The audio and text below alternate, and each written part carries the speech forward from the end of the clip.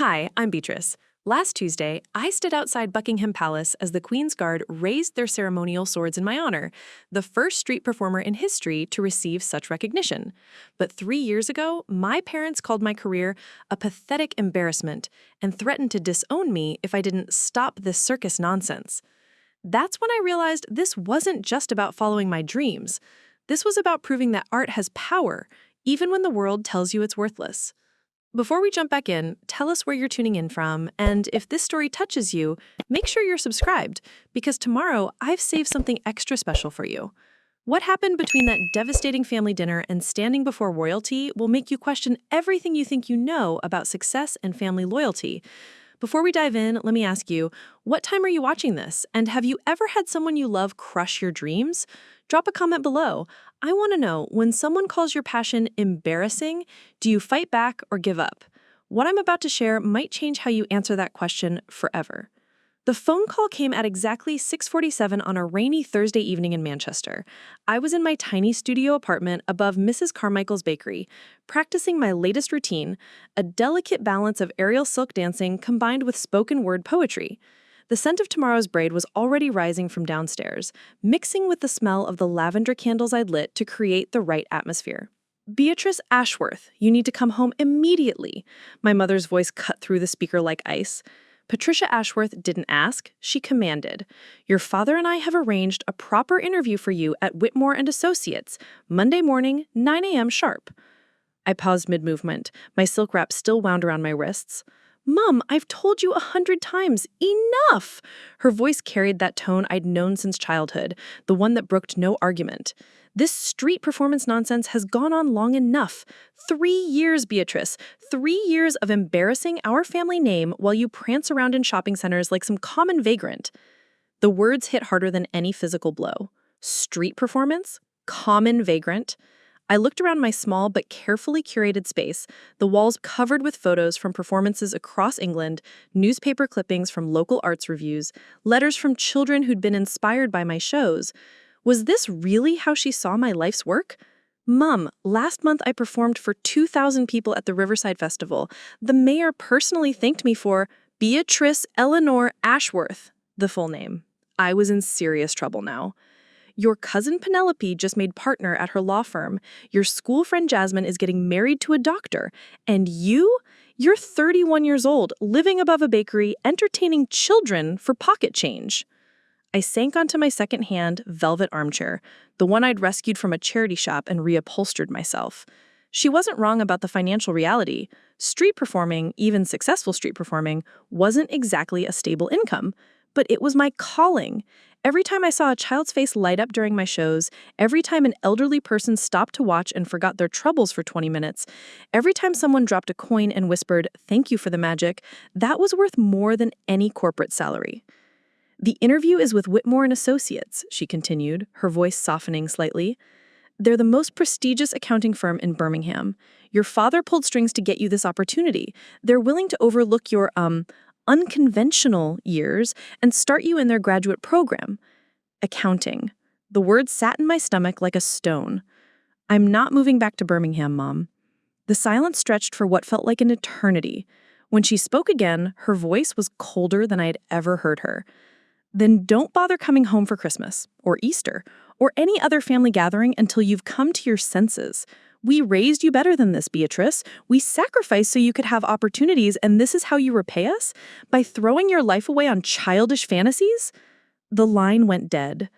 I sat in the growing darkness of my apartment, rain pattering against the windows, feeling like the ground had just disappeared beneath my feet. My parents, the people who taught me to read, who'd driven me to every school play, who cheered at my university graduation, had just disowned me for following my passion.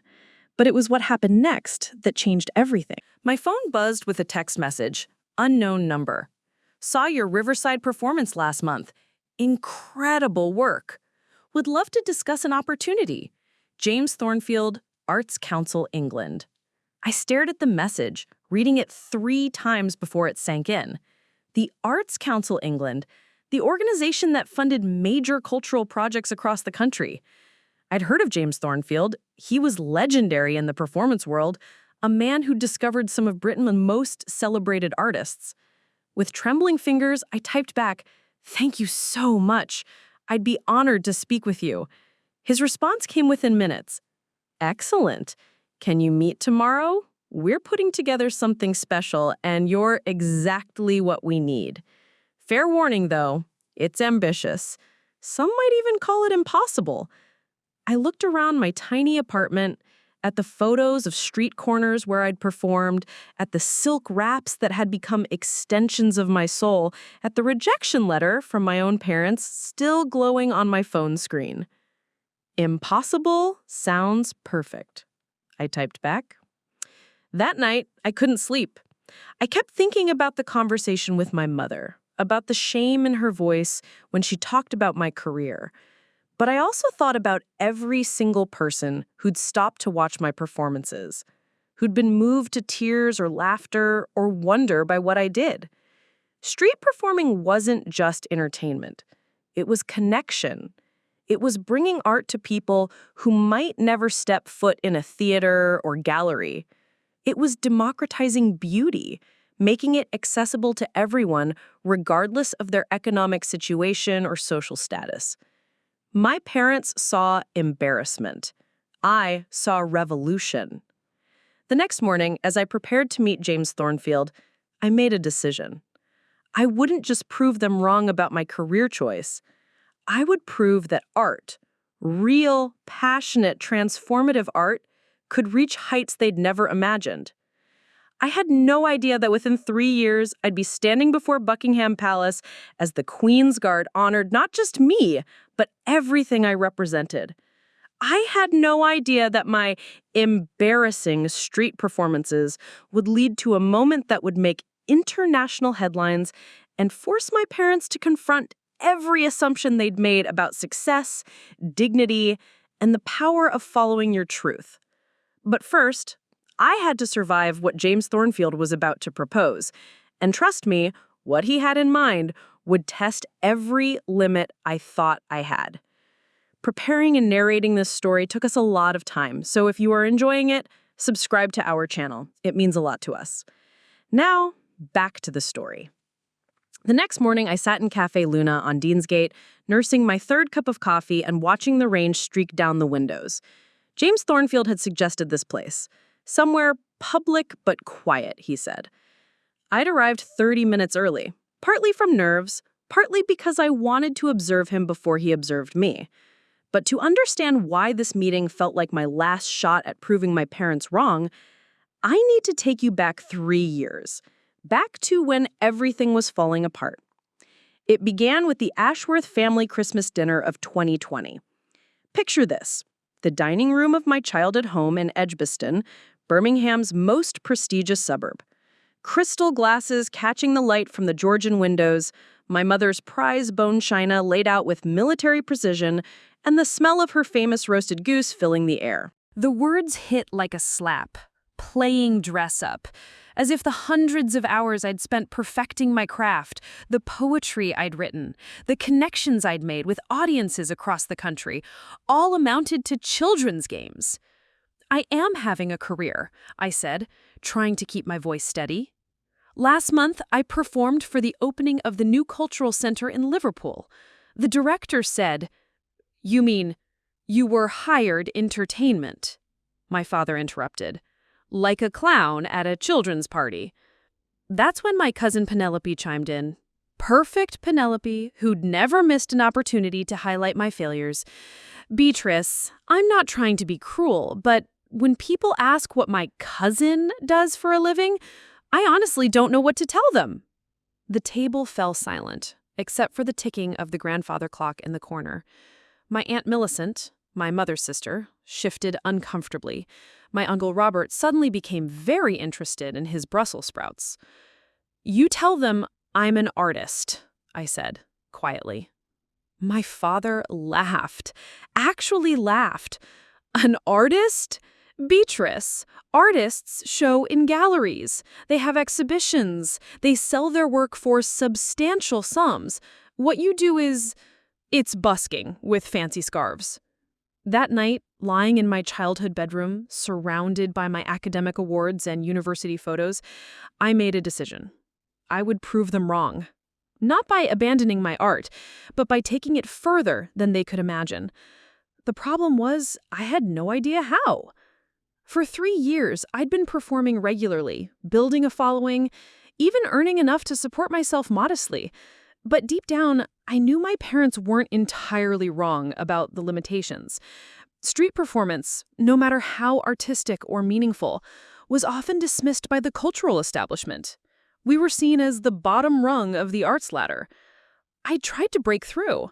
I'd applied to every arts grant, every cultural program, every performance opportunity I could find. The responses were always the same. Thank you for your submission, but we're looking for more traditional artistic expressions. Traditional. There was that word again. The rejection letters piled up. The Arts Council of Great Britain. Not suitable for our current programming. The National Theatre. Interesting concept, but not aligned with our mission. The Royal Opera House. Thank you, but no. Each rejection felt like validation of my parents' concerns. Maybe I was deluding myself. Maybe what I did wasn't real art after all. But then there were the moments that kept me going. Like the elderly gentleman in Preston who told me my performance reminded him of his late wife, who used to dance, or the little girl in Blackpool who asked her mother if she could learn to fly like the Silk Lady, or the teenager in Hull who said my poetry about overcoming depression had saved her life. Those moments mattered. They had to matter. The worst part wasn't the professional rejection. It was the gradual erosion of my relationship with my family. Christmas dinners became interrogations, birthday calls became lectures about wasted potential, family gatherings where I used to be included became events I wasn't invited to at all. My mother started introducing me to her friends as our daughter who's finding herself. My father stopped mentioning me entirely in his business social circles. I went from Henry and Patricia Asworth's promising daughter to their embarrassing secret. The final straw came 6 months ago at my cousin Timothy's wedding.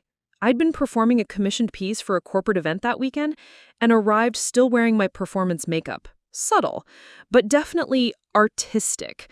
My Aunt Cordelia took one look at me and whispered to my mother, just loud enough for me to hear, "Patricia, dear, when is Beatrice going to grow out of this phase?"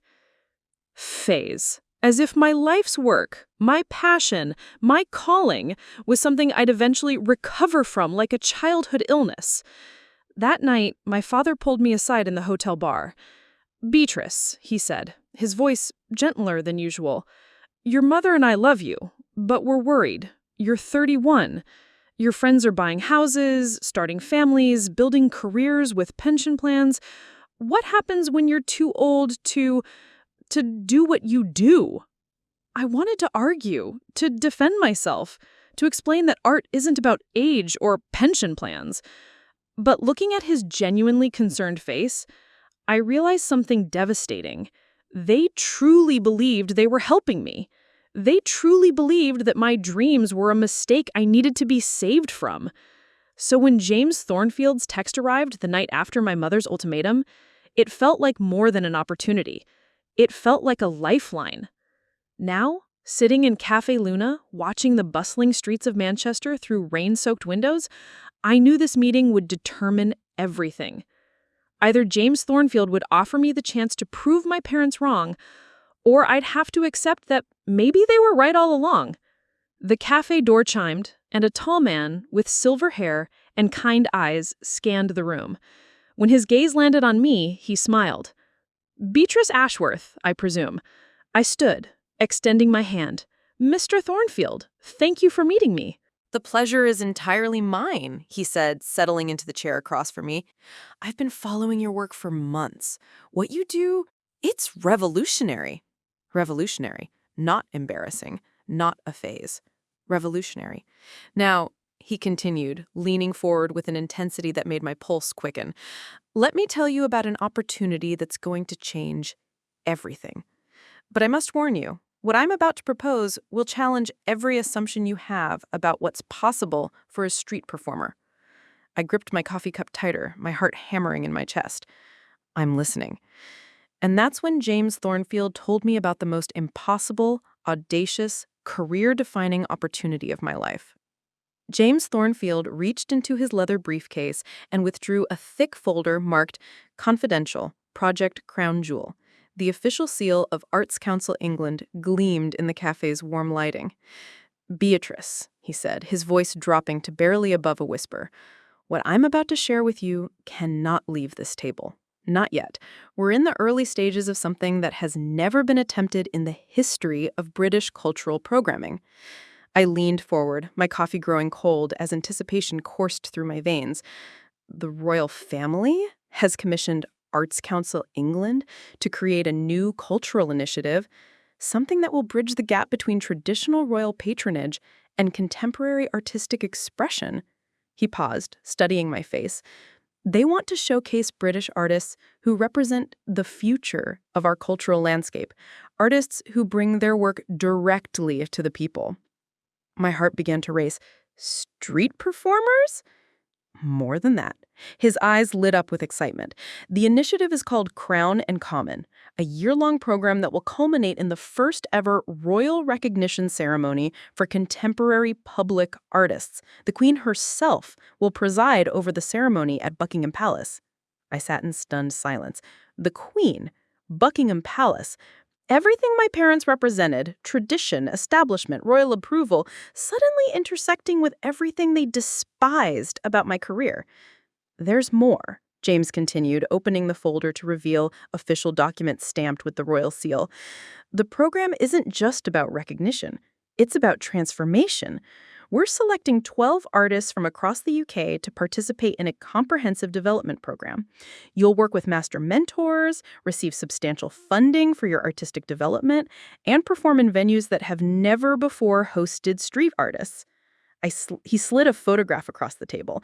It showed the interior of the Royal Albert Hall, empty, except for a single silk installation hanging from the magnificent domed ceiling. "This is what we're offering, Beatrice, the chance to perform your art in the most prestigious venues in Britain.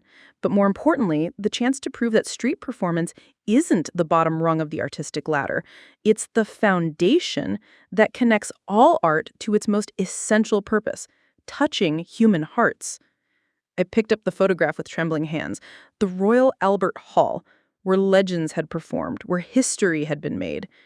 And they were offering it to someone my parents considered a common vagrant. "Why me?" I whispered. James smiled. "Because of what happened at the Riverside Festival. I was there, Beatrice. I watched you perform for 2,000 people. But more importantly, I watched how those people responded to you. A 5-year-old girl asked her grandmother to lift her up so she could see better. A businessman in an expensive suit stopped scrolling his phone and actually wept during your poem about loneliness. An elderly couple held hands for the first time in what looked like years while watching your silk routine." He leaned back in his chair. "That's not entertainment, Beatrice. That's transformation. That's what the royal family wants to honor and elevate." The weight of the opportunity settled on my shoulders like a physical force. This wasn't just about proving my parents wrong anymore. This was about validating every street performer who'd ever been dismissed, every artist who'd chosen connection over convention. "What would the program involve?" I asked, surprised by how steady my voice sounded. 6 months of intensive development with master artists. You'd work with former Royal Ballet principals to refine your movement, collaborate with poet laureates to strengthen your written work, and train with technical experts to expand your aerial capabilities. He pulled out another document, plus a stipend of £50,000 to support your living expenses and artistic development. £50,000! More money than I had made in my entire 3 years of street performing combined. "But here's the challenging part," James continued, his tone becoming serious. "The program culminates with each artist creating their masterwork, a single performance that encapsulates everything they've learned and represent the pinnacle of their artistic expression. This performance will be presented at the Royal Recognition Ceremony, attended by the royal family, international dignitaries, and representatives from every major cultural institution in Europe." The magnitude of it hit me like a wave. "In front of the Queen." In front of the Queen, he confirmed. And here's what makes this truly revolutionary. The ceremony won't be held in a traditional venue. It will take place in the Buckingham Palace gardens, with the palace itself as your backdrop. You'll be performing your art where the Queen's Guard stands watch, where centuries of royal tradition converge. I thought about my parents' voice on the phone, about their shame, about my father's question, "What happens when you're too old to do what you do?" Here was the answer they never expected. You get invited to perform for royalty. "There's one more thing," James said, reaching into his folder again. "The selection process is comprehensive. We've narrowed it down to 24 candidates across the UK. You're one of them." He slid a leather portfolio across the table. "Inside this folder is everything you need to know about the application process, the timeline, and what we'll need from you. But Beatrice, I need you to understand something crucial." His expression grew intense. "This program isn't just about individual recognition. It's about changing how Britain and the world sees street art, public performance, and the artists who choose to bring their work directly to the people. If this succeeds, it could revolutionize arts funding, public art education, and cultural policy across the Commonwealth." I opened the portfolio with reverent care. The first page showed 12 artist profiles: painters, musicians, dancers, poets, sculptors, all of whom had built their careers in public spaces, all of whom had been dismissed by traditional cultural institutions at some point. "The competition?" I asked. "Extraordinary. There's Callum McGregor from Edinburgh. He creates massive sand sculptures that tell the history of Scotland. Priya Patel from London turns abandoned buildings into temporary galleries overnight. Owen Davies from Cardiff writes and performs spoken word that stops traffic, literally." Each name represented an artist who, like me, had chosen connection over convention. Artists whose families probably didn't understand their choices either. "What's the timeline?" I asked, though part of me was afraid to hear the answer. "Applications are due in 3 weeks. The selection committee will announce the final 12 participants 6 weeks after that. The program begins immediately, and the royal recognition ceremony is scheduled for exactly 1 year from today. 1 year. 12 months to transform from the daughter who embarrassed her family into someone worthy of royal recognition." "James," I said, meeting his eyes directly, "I need you to understand something about my situation. My parents have basically disowned me over my career choice. They think what I do is, they called it pathetic embarrassment. If I pursue this and don't succeed, you'll have lost everything," he finished. "I understand. But Beatrice, if you don't pursue this, you'll spend the rest of your life wondering what might have been." He closed the folder and leaned forward. "I've been in this business for 30 years. I've worked with artists who had every advantage: family support, institutional backing, unlimited resources. And I've watched many of them create beautiful, technically perfect, utterly forgettable art. Then I saw you at Riverside, performing on a makeshift stage in a field, using equipment you probably couldn't afford, wearing a costume you clearly made yourself. And you created something that will stay with those audience members for the rest of their lives. That's not just talent, Beatrice. That's calling." The cafe around us buzzed with afternoon activity: business people grabbing quick coffees, students typing on laptops, couples sharing quiet conversations. Normal life continuing while my entire world tilted on its axis. "Can I ask you something?" James said. "When you're up there, suspended in your silks, speaking your poetry to strangers, what does it feel like?" I didn't hesitate. "It feels like flying and coming home at the same time. Like I'm exactly where I'm supposed to be, doing exactly what I was born to do." "Then the choice is already made," he said simply. "The only question is whether you're brave enough to claim it." He stood, leaving the portfolio on the table between us. I'll need your answer by Friday, not because we're impatient, but because if you're going to do this, you'll need every moment of the next 3 weeks to prepare an application that shows the selection committee who you really are." As he walked toward the door, he turned back. "Beatrice, your parents may not understand what you do, but the Queen's Arts Advisors do. They've been watching street artists across Britain for 2 years, preparing for this initiative. Your name was on their list before we ever met." The door chimed as he left, and I sat alone with the portfolio, my cold coffee, and the most terrifying, exhilarating opportunity of my life. I opened my phone and stared at the last text from my mother. "The job interview at Whittemore and Associates is still available. It's not too late to choose sensibly."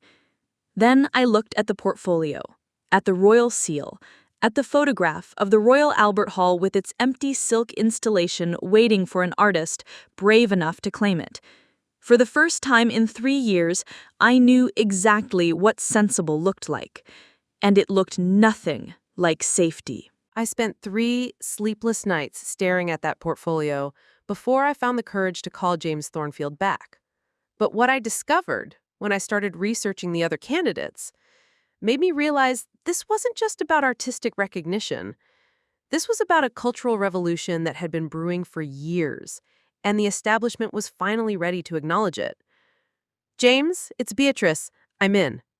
"Brilliant," his voice crackled through the phone. "Now, before you start your application, there's something else you need to know, something I couldn't discuss in a public cafe." That afternoon, I met him at his office in the Arts Council building on Great Peter Street in London. The moment I stepped into his corner office, I understood why our first meeting had been in Manchester. The walls were covered with photographs, newspaper clippings, and documents that told a story I'd never imagined. "Sit down, Beatrice," James said, gesturing to a chair facing his desk. "What I'm about to show you will change how you see this entire program." He pulled out a massive corkboard from behind his filing cabinet, covered with what looked like a detective's investigation board. Red string connected photographs of street performers across Britain, newspaper articles, and official documents.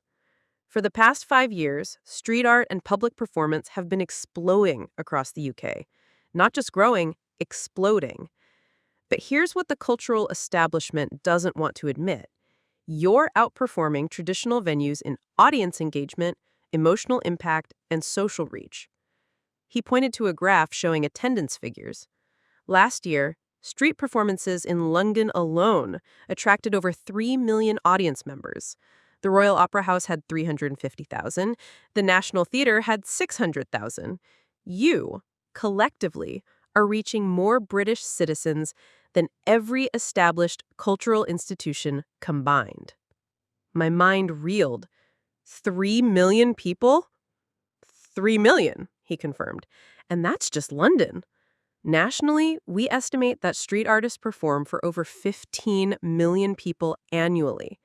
The government commissioned a secret study last year to understand why traditional arts venues are struggling while street art is thriving. He pulled out a thick report marked Classified, Department for Digital, Culture, Media, and Sport. The findings were uncomfortable for a lot of people in positions of power. Street artists aren't just creating art, you're creating community. You're addressing social isolation, mental health, cultural disconnect. You're doing the work that traditional institutions claim to do, but you're doing it where people actually live their lives. I thought about every performance I'd given, every face in the crowd that had lit up with recognition or wonder. We're accessible. More than that, you're essential. James's voice grew intense. The report identified a crisis in British cultural engagement. Young people aren't attending traditional venues. Working-class families can't afford theater tickets. Elderly people feel disconnected from contemporary art. But street performance, it reaches everyone. He showed me photographs from across the country. Performers in shopping centers, parks, train stations, festivals. Each image showed diverse crowds. Children, grandparents, teenagers, business people, immigrants, longtime residents. The government realized they had a choice. They could continue subsidizing traditional institutions that serve increasingly narrow audiences, or they could acknowledge that the future of British culture is happening in the streets. So they chose us? Not initially, his expression darkened. The first recommendation was to regulate street performance more heavily. Licensing requirements, designated performance zones, time restrictions, essentially to control you. He pulled out another document titled Public Performance Standards Act. This bill would have required every street performer to obtain permits, pass examinations, and perform only in government-approved locations during specific hours.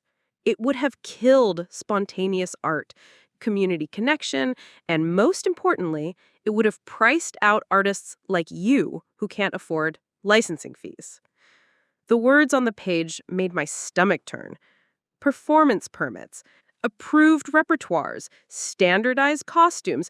They wanted to turn street art into another bureaucratic institution. What stopped it? James smiled. Princess Catherine. I blinked. The Princess of Wales?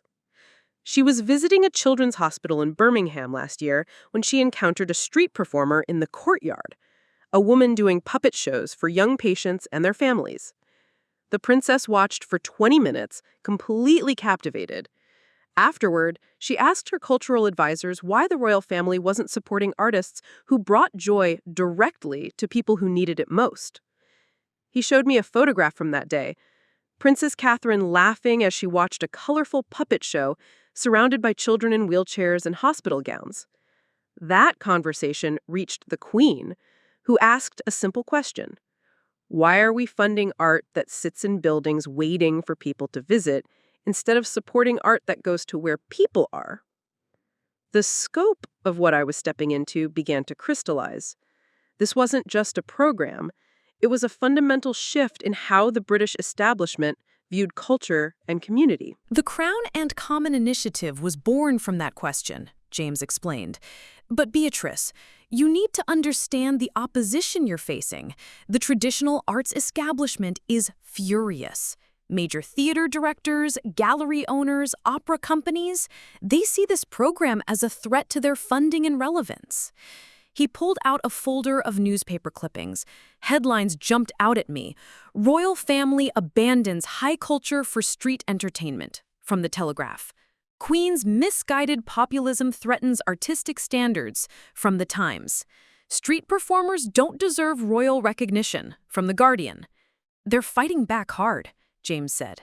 There's been a coordinated campaign to discredit street artists, to frame this initiative as the monarchy dumbing down British culture. I read through the articles, each one more scathing than the last. Critics called street performers untrained amateurs, cultural vandals, and threats to artistic excellence. They questioned whether artists without formal training or institutional credentials deserved royal patronage. It gets worse, James continued. Several major cultural institutions have threatened to reduce their royal patronage if the Crown and Common program proceeds. The Royal Shakespeare Company, the English National Opera, the Tate Modern, they're all applying pressure. The weight of institutional resistance pressed down on me. These weren't just critics. These were the gatekeepers of British culture, the people whose approval defined artistic legitimacy. And there's something else, James said, his voice dropping. We've discovered that some establishment figures are actively working to sabotage street artists. Applications for public performance permits are being delayed or denied without explanation. Venues that usually welcome street artists are suddenly discovering insurance issues or safety concerns. He showed me a list of incidents. Callan McGregor's sound sculpture permissions revoked in Edinburgh 2 days before a major festival. Priya Patel's gallery installation shut down by anonymous noise complaints. Owen Davies arrested for disturbing the peace during a performance that had proper permits. They're trying to undermine you before the program even begins, James explained. The message is clear. Street artists who participate in Crown and Common will face retaliation. I stared at the evidence spread across his desk. What had seemed like an incredible opportunity was actually a battlefield. The traditional arts establishment wasn't just dismissive of street performers, they were actively hostile. James, I said slowly, are you telling me that accepting this opportunity means declaring war on the entire British cultural establishment? I'm telling you that war has already been declared. The question is whether you're going to fight back or let them win by default. I thought about my parents' phone call, about their shame and disappointment. Now I understood that their attitude wasn't just personal. It reflected a broader cultural prejudice that ran through every level of British society. There's one more thing, James said, pulling out a final document. We've been monitoring social media, arts publications, and cultural forums. The resistance isn't just coming from institutions, it's coming from within arts communities themselves. He showed me screenshots of private Facebook groups for legitimate artists, Twitter threads from classical musicians, and forum discussions among gallery curators. The language was vicious. Street performers were called pretentious buskers, attention-seeking amateurs, and threats to artistic integrity. They questioned whether artists without formal training or institutional credentials deserved royal patronage. Even artists whose work I respect, whose talent is undeniable, are signing petitions against this program, James said. They genuinely believe that recognizing street performance will devalue their own achievements. The full scope of what I was facing hit me like a physical blow. It wasn't just my parents who saw my career as embarrassing. It was an entire cultural ecosystem that viewed street art as inferior, threatening, unworthy of serious consideration. Why are you still pushing forward with this? I asked. James was quiet for a long moment, looking out his window at the bustling London street below. Because last month, I attended my niece's university graduation. Bright girl, art history degree from Cambridge, everything handed to her on a silver platter. When I asked her what inspired her most about contemporary British art, do you know what she said? I shook my head. She said she'd never been moved by anything in a gallery the way she was moved by a street performer in Covent Garden who made her cry with a 5-minute piece about lost love. She said real art happens where real life happens. He turned back to me. The establishment is fighting this because they know we're right. They know the future of art isn't in institutions that exclude people. It's in artists who include everyone. I stood up, the weight of decision heavy on my shoulders. What happens if we lose? Then street performance gets regulated into extinction, traditional institutions continue serving smaller and smaller audiences, and British culture becomes increasingly irrelevant to British people. James met my eyes. But if we win, if this program succeeds, we change everything. As I left his office that day, carrying the portfolio that could transform my life, I finally understood what I was really choosing between. It wasn't just family approval versus artistic fulfillment. It was the past versus the future of British culture itself. And for the first time in my life, I was going to be on the winning side of history. The application required more than just artistic samples. It demanded a complete documentation of my journey as a street performer. But as I began gathering evidence of my 3-year career, I discovered something that changed everything. I wasn't just building a portfolio. I was uncovering proof of systematic discrimination that went deeper than I'd ever imagined. It started with the video recordings. Over the past 3 years, I'd filmed most of my performances for my own analysis and improvement. What I hadn't realized was that these recordings captured something far more valuable than my artistic development. They documented the complete transformation of how audiences engaged with my work. I spread all my equipment across my small apartment. Laptop, external hard drives, my phone, old tablets, even a borrowed camera from my friend Lucy.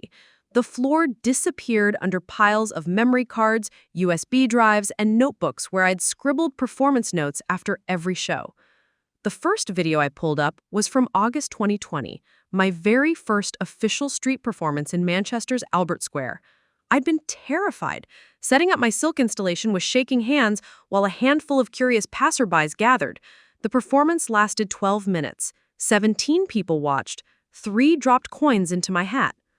I fast-forwarded to my most recent performance at the Chester Cathedral Festival last month. Same silks, same type of routine, but now the video showed a crowd of over 800 people. Police had to create barriers to manage the audience. Local businesses stayed open late because of the foot traffic. The Chester Chronicle ran a front-page story about the transformative power of public art. But it was the middle recordings that revealed the real story. I pulled up a performance from Liverpool's Bold Street in March 2021. As I watched, I noticed something I'd missed at the time. A man in an expensive suit standing at the edge of the crowd, not watching my performance, but photographing the audience with a professional camera. When I zoomed in, I could see his press badge, Arts and Culture Quarterly. I'd never been interviewed by that publication. They'd never mentioned my performance in their pages. So why was their professioner documenting my audience? I started examining other videos more carefully, looking for similar figures. Preston, September 2021, a woman with a clipboard standing behind the crowd, clearly counting heads and taking notes. Birmingham New Street, December 2021, 2 men in business attire recording my entire performance on professional equipment, but again, no article ever appeared. Someone had been studying street performers systematically. Someone had been gathering evidence. I called Lucy, who had helped me set up equipment at several performances. "Lucy, you're good with faces. I need you to look at something." 20 minutes later, she was sitting on my floor scrolling through frozen video frames on my laptop. "There," she said, pointing at the screen. "That's the same woman from 3 different performances. Preston, Birmingham, and where was this one? Leeds, 6 months apart, 3 different cities, but she's in the background of all of them." Lucy leaned closer. "Beatrice, that's not random. Look at her positioning. She's always where she can see the entire audience but stays out of your direct line of sight. She's been following you." The implications sent chills down my spine. I wasn't just being watched, I was being tracked, studied, documented by people who never identified themselves. I decided to dig deeper into the paper trail of my career. Every street performer in the UK needs various permits, licenses, and permissions depending on the location. Over 3 years, I'd accumulated a massive file of bureaucratic correspondence. Spread across my kitchen table, the paperwork told a disturbing story. My early applications for performance permits were processed quickly, usually approved within a week. But starting in late 2021, something changed. Applications began taking longer, requirements became more stringent, fees increased without explanation. For my performance at the Manchester International Festival in July 2022, I'd submitted my application 3 months in advance. The standard processing time was 2 weeks. They made me wait 11 weeks, finally approving it just 5 days before the festival. When I called to ask about the delay, the clerk said there had been additional safety reviews required for aerial performances. But I pulled up Owen Davies' application for spoken word at the same festival, approved in 10 days. Priya Patel's installation permit was approved in a week. Only the aerial silk performer faced additional safety reviews. I started cross-referencing my permit experiences with other aerial artists across the country. Through social media and performer networks, I reached out to 7 other silk artists. Their stories were identical. Escalating delays, increased requirements, mysterious safety concerns that never existed before 2021. Clara Morrison from Glasgow had been performing aerial silks for 8 years without incident. In 2022, Edinburgh Council suddenly required her to provide structural engineering reports for every installation, costing thousands of pounds per performance. She'd been forced to stop performing. Thomas Wright from Bristol faced noise complaints about his silent aerial performances, complaints that were filed before his shows even began. The council had GPS timestamps proving the complaints were submitted hours before his scheduled start times. The pattern was clear. Aerial silk performers, the exact type of artist featured in the Crown and Common program, were being systematically targeted. But the financial documentation revealed something even more sinister. I'd kept meticulous records of my earnings, partly because I was self-employed and partly because my parents constantly questioned whether I could make a living with street performance. Spreadsheets tracked every performance fee, every tip collected, every expense. What I discovered in those numbers made my blood run cold. In 2020 and 2021, my average performance income was steadily increasing, from £45 per show to £120 per show. But in 2022, despite performing for larger audiences and receiving better reviews, my income plateaued and then began declining. At first, I had attributed this to economic conditions, people having less disposable income, post-pandemic anxiety about public gatherings, but when I analyzed the data more carefully, I realized the decline coincided exactly with the increased permit delays and regulatory harassment. Venues that used to book me regularly suddenly had budget constraints. Festivals that featured street artists began cutting those programs. Corporate events that once hired street performers shifted to traditional entertainment options.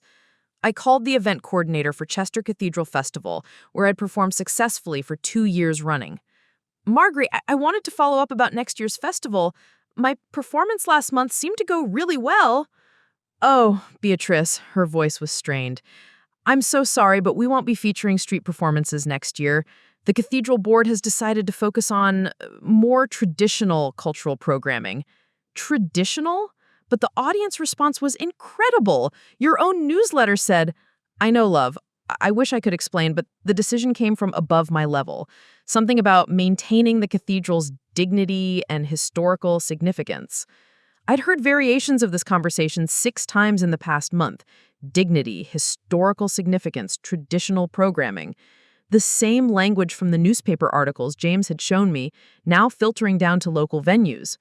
Someone was coordinating this campaign, someone with enough influence to affect booking decisions across multiple cities, multiple types of venues, multiple regions. I decided to test my theory. Using a fake name and email address, I created an inquiry about hiring a classical quartet for a corporate event. The response came within hours, enthusiastic, professional, offering multiple date options and competitive pricing. Then I sent an identical inquiry about hiring a street performer for the same type of event. The response took 3 days and was dramatically different. Concerns about appropriate ambiance, questions about my specific requirements for this unconventional choice, and pricing that was 40% higher than the classical quartet. The same company, the same type of event, but street performance was automatically categorized as problematic and overpriced. I printed out every email, every permit application, every financial record, every venue correspondence. The evidence covered my entire dining table. 3 years of documentation that proved systematic bias against street performers was escalating precisely as the Crown and Common program was being developed. But the most damning evidence came from an unexpected source. While organizing my performance videos, I discovered a recording I'd completely forgotten about. Last December, I'd been performing at Manchester Christmas markets when my phone accidentally started recording while in my pocket.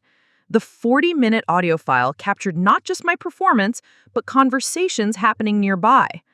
23 minutes into the recording, I heard voices that made me stop breathing. We can't let this royal initiative succeed. If street performers start getting official recognition, it legitimizes their entire movement. The cultural impact assessment was clear. These people are drawing larger audiences than established venues.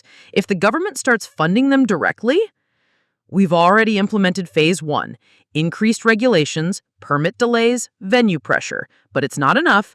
Too many of them are still thriving. Phase 2 starts next month. We've got allies in local councils across 15 cities. Street performance permits will become virtually impossible to obtain. And the media campaign? Ongoing. Every major arts publication has agreed to run negative coverage. We frame it as protecting artistic standards, maintaining cultural dignity. What about the ones already selected for the royal program? Special attention. If we can document safety violations, behavioral issues, anything that undermines their credibility. The recording cut off as my phone battery died. I sat in my silent apartment, staring at the audio file, understanding finally that James had been right. This wasn't just cultural snobbery. It was an organized conspiracy to eliminate street performance as a legitimate art form. They weren't just dismissing us, they were actively destroying us. And I had the evidence to prove it. I picked up my phone and called James Thornfield. When he answered, I could hear the tension in his voice. "Beatrice, how's the application coming?" "James," I said, looking at the documentation spread across my apartment, "I think I found something that's bigger than just my application. I think I found proof of the conspiracy you mentioned." What kind of proof? The kind that could bring down the people trying to stop us. The silence on the other end of the line stretched for a long moment. "Bring everything to London tomorrow," he said finally. "And Beatrice, don't discuss this with anyone else until we can verify what you found. If you're right about what you've discovered, we're not just fighting for artistic recognition anymore. What are we fighting for? The future of cultural democracy in Britain." As I hung up the phone, I realized my application had become something far more significant than a portfolio. It had become evidence in a case that could change everything. But first, I had to survive long enough to present it. James Thornfield's office had been transformed into a war room. When I arrived in London the next morning, carrying 2 bags full of evidence, I found him surrounded by 3 other people I'd never seen before. The cheerful arts administrator I'd met in Manchester was gone, replaced by someone who looked like he hadn't slept in days. "Beatrice, thank God you're here," he said, gesturing to chairs arranged around his conference table. "I need you to meet some people." The first was Dr. Sarah Pemberton, a cultural policy researcher from Cambridge University who'd been studying arts funding patterns across Europe. The second was Detective Inspector Rachel Morrison from the Metropolitan Police's Economic Crime Unit. The third introduced himself as David Chen, an investigative journalist from The Guardian who specialized in institutional corruption.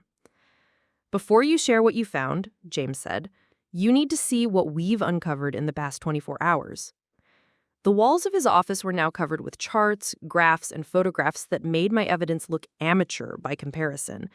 Financial flow charts showed money trails between major cultural institutions. Organizational charts revealed overlapping board memberships across dozens of arts organizations. Timeline graphs tracked the systematic decline of public arts funding parallel to increased institutional subsidies. Your phone call yesterday prompted us to accelerate an investigation we've been conducting quietly for months," Dr. Pemberton explained. "What you've discovered is just the tip of a very large iceberg." She gestured to a massive flowchart dominating one wall. "Meet the Cultural Heritage Preservation Society, a private organization founded 18 months ago by directors from 12 major arts institutions. Officially, they exist to maintain standards and tradition in British cultural programming." I studied the chart. Names I recognized from newspaper mastheads, theater programs, and gallery brochures were connected by red lines showing financial relationships, shared board memberships, and coordinated activities. Lord Pembroke Wellington, chairman of the Royal Opera House Board of Directors, Lady Miranda Hartwell, director of the National Gallery Trust, Sir Reginald Blackthorne, principal conductor of the London Symphony Orchestra Foundation. Each name represented the pinnacle of British cultural establishment, people whose opinions shaped government arts policy, whose endorsements determined funding allocations, whose approval granted access to the most prestigious venues in the country. "They're all connected," James said, "through what we've discovered is essentially a shadow network controlling British cultural policy." Detective Inspector Morrison opened a thick folder marked Confidential Ongoing Investigation. The Cultural Heritage Preservation Society has been operating as an unregistered lobbying organization. They've spent over £2 million in the past year influencing government policy, local council decisions, and media coverage, all without declaring their activities as required by law. She spread out bank statements, invoices, and payment records across the table. They paid venues not to book street performers? More sophisticated than that, David Chen explained. They created a cultural standards initiative that offers grants to venues that commit to traditional artistic programming. Any venue that stops booking street performers becomes eligible for substantial funding supplements. He showed me a grant application form. Chester Cathedral received £15,000 last month for maintaining historical artistic integrity. The Manchester International Festival got £25,000 for elevating classical performance standards. The venues weren't being pressured, they were being bribed, offered enough money to make excluding street performers financially beneficial. But here's where it gets really insidious, Dr. Pemberton said, pulling out another set of documents. They've been conducting their own audience research, using the surveillance you discovered to gather data on street performance attendance.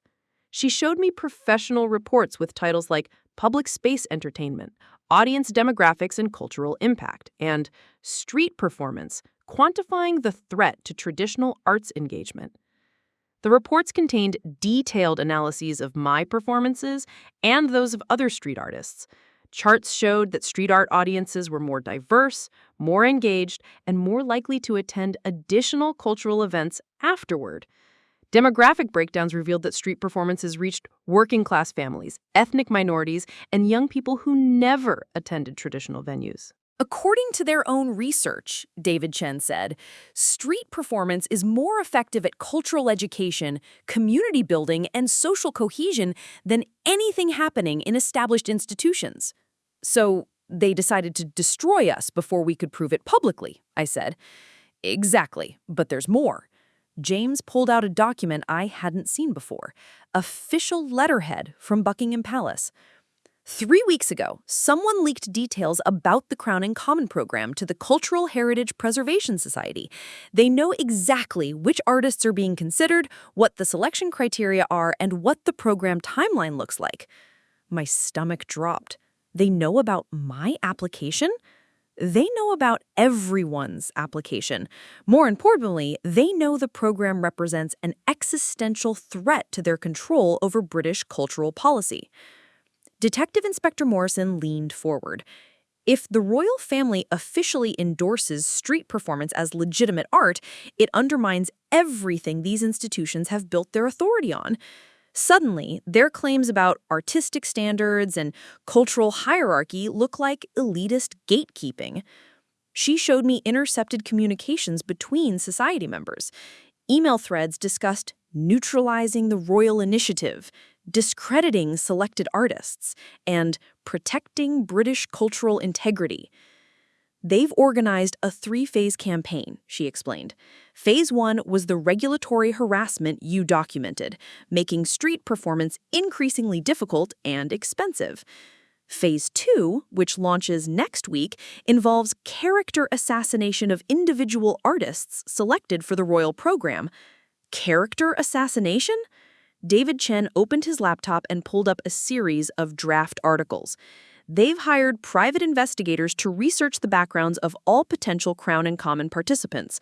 They're looking for anything that can be used to discredit you: financial problems, personal relationships, family conflicts, past mistakes.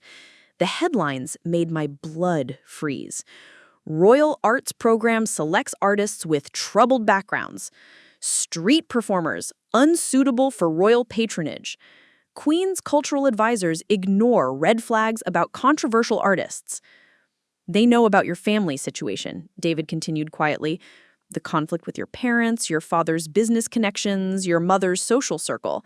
They're planning to frame your family's disapproval as evidence that you are genuinely problematic. I felt sick. They're going to use my parents against me? They've already approached your father, Detective Inspector Morrison said gently. Henry Hashworth received a call 3 days ago from someone claiming to represent a cultural standards organization asking about your daughter's suitability for representing British arts internationally. The room spun around me. They weren't just attacking my career, they were weaponizing my family's shame against me. What did my father say? According to our surveillance of their communications, he told them you were misguided but not malicious. He actually defended your character, even while expressing concern about your career choices. That surprised me. Despite everything, my father had protected me when strangers tried to attack me. But Here's the crucial part, James said. Phase 3 of their campaign targets the royal family directly. They're planning to present evidence to the Queen's private secretary that the Crown and Common program has been infiltrated by unsuitable artists, potentially causing embarrassment to the monarchy. Dr. Pemberton spread out the final set of documents, a formal petition to be presented to Buckingham Palace. They're requesting that the Crown and Common program be suspended pending a comprehensive review of participant suitability and program objectives. The petition bore dozens of signatures from prominent cultural figures, wealthy arts patrons, and members of Parliament, names that carry serious weight in British society. If they succeed, James said, the program dies, not postponed, canceled entirely.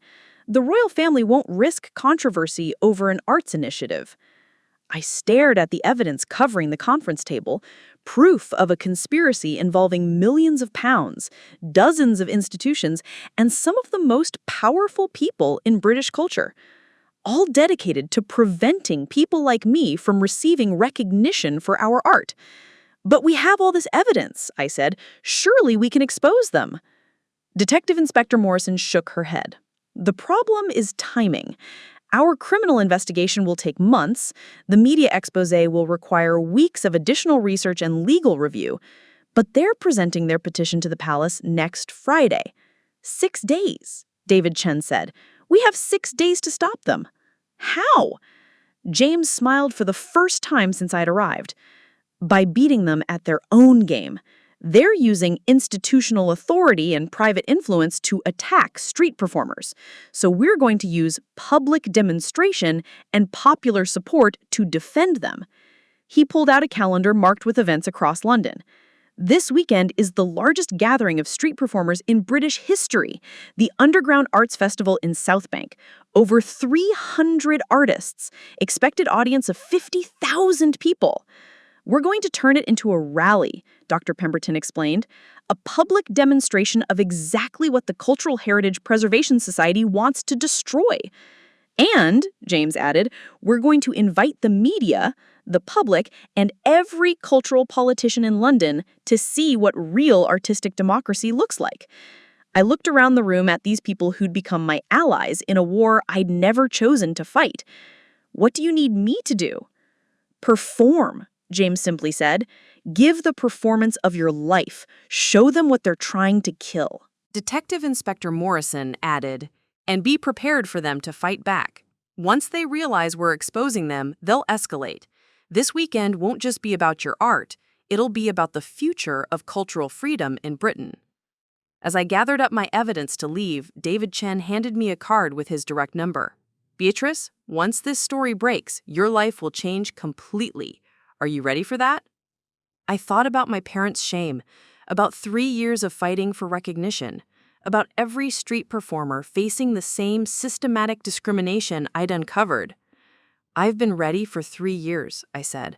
I just didn't know what I was getting ready for.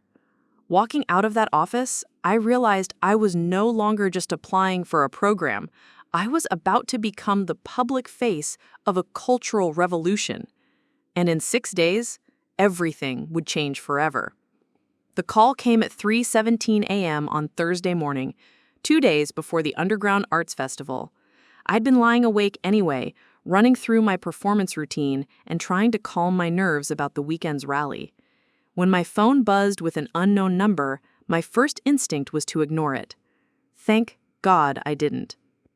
Beatrice, this is Dr. Amanda Foster from the Royal Household Cultural Advisory Committee. I need to meet with you immediately. It's about the Crown and Common program, and I'm afraid the situation is far worse than anyone imagined. 30 minutes later, I was sitting in a 24-hour cafe near King's Cross Station, facing a woman who looked like she'd aged 10 years in the past week. Dr. Foster was the Queen's personal advisor on cultural matters, the person who'd originally recommended the Crown and Common initiative to Her Majesty. They've been playing a much longer game than we realized, she said without preamble, sliding a manila envelope across the table. What I'm about to show you will explain everything that's happened to you over the past 3 years. Inside the envelope were documents that made my blood run cold. Meeting minutes from Cultural Heritage Preservation Society gatherings dating back to 2019, a full year before the royal family had even considered supporting street art. They knew this was coming, Dr. Foster explained. Princess Catherine's visit to that children's hospital wasn't the beginning of royal interest in public art. It was just the moment it became public. She showed me internal royal correspondence from 2019. The Queen had been privately concerned about declining cultural engagement among young people and working-class families for over 2 years. She'd tasked Dr. Foster with researching alternative approaches to cultural programming. I submitted my preliminary report in December 2019, Dr. Foster said. It recommended significant investment in public art, street performance, and community-based cultural initiatives. The Queen was enthusiastic about the potential. But according to the documents, someone on the royal household staff had leaked Dr. Foster's report to Lord Pembroke Wellington within weeks of its submission. They've had 3 years to prepare for this moment, she continued. The regulatory harassment, the venue pressure, the media campaign, it was all designed to weaken street performance before the royal family could officially endorse it. I stared at the timeline documents. Every obstacle I'd faced, every permit delay, every venue cancellation had been part of a coordinated strategy to make street performance appear unstable and unprofessional by the time royal recognition arrived. But that's not the worst part, Dr. Foster said, her voice dropping to a whisper. They're not just trying to stop the Crown and Common program, they're trying to destroy street performance as an art form entirely. She pulled out another set of documents, draft legislation titled Public Space Cultural Standards Act. Unlike the previous regulatory attempts James had shown me, this wasn't about permits or licensing. This was about elimination. If passed, this act would classify street performance as commercial activity rather than artistic expression. That would subject all public art to commercial licensing fees, business taxation, and corporate regulations that no individual artist could ever afford. The proposed fees were staggering. Annual licensing, £5,000. Public liability insurance, £3,000 minimum. Equipment safety certification, £2,000 per year. Performance location permits, £500 per event. Even if an artist could afford the initial costs, the ongoing expenses would bankrupt anyone except major commercial entertainment companies. They're not trying to regulate us, I said, understanding finally. They're trying to price us out of existence. Exactly. And here's how they plan to get it passed. Dr. Foster showed me a parliamentary briefing document. The legislation will be introduced as a public safety initiative following a series of incidents at street performances. My stomach dropped. What incidents? The ones they're planning to create. She spread out surveillance photographs, venue maps, and what looked like operational plans. They've hired private security firms to disrupt performances at the Underground Arts Festival this weekend. The photographs showed men in civilian clothes carrying professional photography equipment, radio headsets, and what appeared to be crowd control devices. The venue maps marked strategic positions throughout South Bank where these operatives would be stationed. Their plan is to create chaos during the most high-profile street performances, Dr. Foster explained. Equipment malfunctions that cause safety hazards, audience disturbances that require police intervention, technical accidents that put performers and spectators at risk. I studied the operational timeline. The disruptions were scheduled to coincide with media coverage and VIP arrivals. Politicians, cultural leaders, and journalists would witness carefully orchestrated chaos designed to make street performance appear dangerous and unprofessional.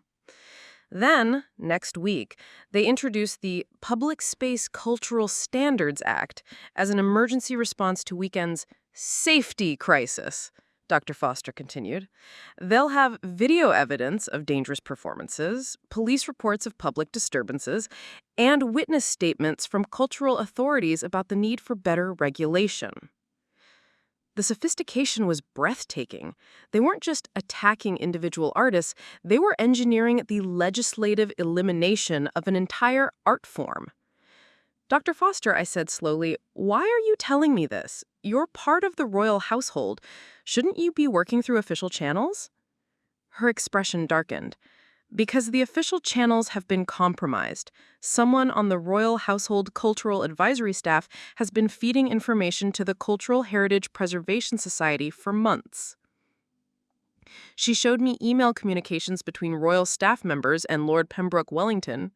Internal royal documents discussing the Crown and Common program had been shared with conspiracy leaders within hours of their creation. They know every decision we make before we announce it publicly, Dr. Foster said. They knew about your selection for the program before you did. They know the Queen's personal opinions about street art, her concerns about cultural elitism, her hopes for the program's impact. The betrayal was devastating. Someone trusted with serving the Queen's cultural vision had been actively sabotaging it. Who? I asked. Sir Edmund Fitzwater, Deputy Director of Royal Cultural Affairs. He's been Wellington's inside source since the beginning. She showed me phone records documenting dozens of calls between Fitzwater and conspiracy leaders. He's the one who leaked the participant list, the selection criteria, the program timeline, everything. But there was more. Dr. Foster pulled out financial records showing that Sir Edmund had received consulting fees from the Cultural Heritage Preservation Society totaling over £100,000 in the past 2 years. He's been paid to betray the Queen's cultural initiative, she said. And tomorrow morning, he's presenting a report to Her Majesty recommending the immediate cancellation of Crown and Common due to participant safety concerns and program integrity issues. Based on incidents that haven't happened yet? I asked. Based on incidents he knows will happen because he helped plan them. The scope of the conspiracy was overwhelming. They weren't just attacking individual artists, they were manipulating the royal family itself, using a corrupted insider to feed false information directly to the Queen. Dr. Foster, what happens if the Queen cancels the program? Street performance dies in Britain, she said simply. Without royal recognition, local councils will feel justified in implementing increasingly restrictive regulations. Venues will stop booking public artists entirely. Media coverage will dry up. Within 2 years, street performance will exist only in underground spaces, if at all. She leaned forward urgently. But Beatrice, there's something else, something that changes everything about this weekend's festival. She pulled out a final document, an official royal calendar entry marked confidential. The Queen is coming to the Underground Arts Festival. I stared at the page. What? It's not public knowledge yet, but the Majesty decided yesterday to make an unannounced visit to South Bank on Saturday afternoon. She wants to see street performance firsthand before making any decisions about the Crown and Common program. The implications hit me like a physical blow. The Queen would be present when the conspiracy implemented their disruption plan. She would witness the chaos they'd orchestrated, believing it represented the genuine character of street performance. They don't know she's coming, Dr. Foster continued. Sir Edmund hasn't been told about the visit because we suspected a leak, but that means their sabotage plan will unfold in front of the Queen herself. We have to warn everyone, cancel the festival, expose the plot. We can't, Dr. Foster's voice was firm. Any attempt to change the festival programming or cancel performances will be seen as proof that street artists are unstable and unreliable. The conspiracy will use it as evidence that the Crown and Common program is justified in being canceled. I sat in stunned silence, understanding the impossible position we faced. We couldn't warn people without appearing to validate the conspiracy's claims about street performance being chaotic and unprofessional. But if we didn't warn people, the Queen would witness exactly the kind of orchestrated disaster that would destroy street art forever. What do we do? Dr. Foster met my eyes directly. You perform. Despite everything they throw at you, despite the sabotage and chaos and orchestrated disasters, you perform with such strength and grace that the Queen sees through their manipulation. One performance against a coordinated conspiracy? One perfect performance, she corrected, in front of the person whose opinion will determine the future of public art in Britain. She gathered the documents and stood to leave. Beatrice, I need you to understand what's really at stake this weekend. It's not just about the Crown and Common program or royal recognition for street artists. What is it about? It's about whether art belongs to the people or to the institutions, whether culture should serve communities or serve power structures, whether the future of British artistic expression will be democratic or elitist. As she reached the cafe door, she turned back. The Queen believes art should belong to everyone. That's why she supported this program. On Saturday, you'll be performing not just for an audience, but for the soul of British culture itself. Walking home through the empty London streets, I realized that everything had changed again. I wasn't just fighting for my career or even for street performance recognition. I was fighting for the fundamental principle that art should connect with people where they live their lives. And I had exactly 48 hours to prepare for the most important performance in the history of British street art. The conspiracy had spent 3 years preparing to destroy us. Now it was time to show them what we'd spent 3 years preparing to become. Friday evening, 18 hours before the Underground Arts Festival, my phone rang with a number I recognized but hadn't seen in 3 months. My mother. Beatrice Eleanor Ashworth, you need to listen very carefully to what I'm about to tell you. Her voice carried a tone I'd never heard before, not anger or disappointment, but something approaching fear. Some very serious people have been asking questions about you, about our family, about things that could affect your father's business and our standing in the community. I gripped the phone tighter, remembering Detective Inspector Morrison's warning that they'd already contacted my parents. What kind of people, Mom? Important people, cultural people. They say you're involved in something that could embarrass the royal family, and that you need to convince you to withdraw from whatever program you're participating in. The conspiracy had escalated to direct family pressure. They weren't just attacking my career anymore, they were threatening my parents' social and financial security. They offered your father a very lucrative consulting contract, my mother continued, her voice strained, but they made it clear that the offer depends on our family's discretion regarding your current activities. I felt sick. They were bribing my parents while simultaneously threatening them.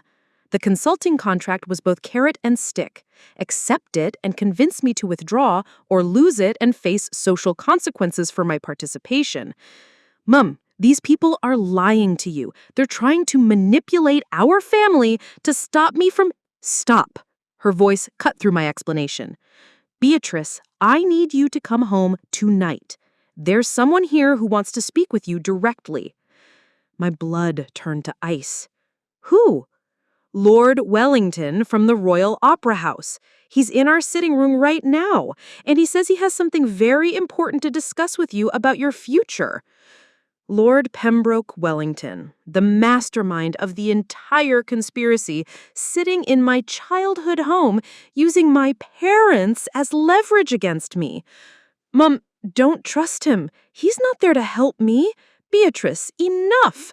Her voice cracked with a desperation I'd never heard before. Beatrice, Lord Wellington knows about the program you're involved in. He knows about the people you're working with.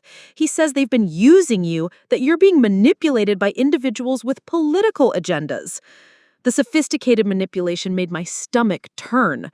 Wellington was turning my parents' concern for me into a weapon, making them believe they were protecting me from the very people trying to help me.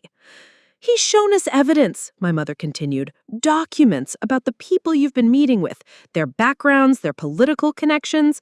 Beatrice, these aren't arts professionals. They're activists using you to attack British cultural institutions. What kind of evidence? Police files, financial records, emails between your Mr. Thornfield and political extremist groups. Beatrice, this isn't about art. It's about politics, and you're caught in the middle. I realized Wellington had provided my parents with carefully curated information designed to make James and his team appear dangerous. Real documents, real police files, but presented without context to create a false narrative. Mom, I need you to listen to me very carefully. Lord Wellington is not who he claims to be. The program I'm involved in has royal approval. He says that's a lie. He says no legitimate royal program would involve the kind of popal you're working with. He has official documents proving that the so-called Crown in Common program was created by political activists without royal knowledge. The sophistication of the deception was breathtaking. Wellington had manufactured fake royal documents disavowing the Crown in Common program, making it appear that everything I'd been told was an elaborate political fraud.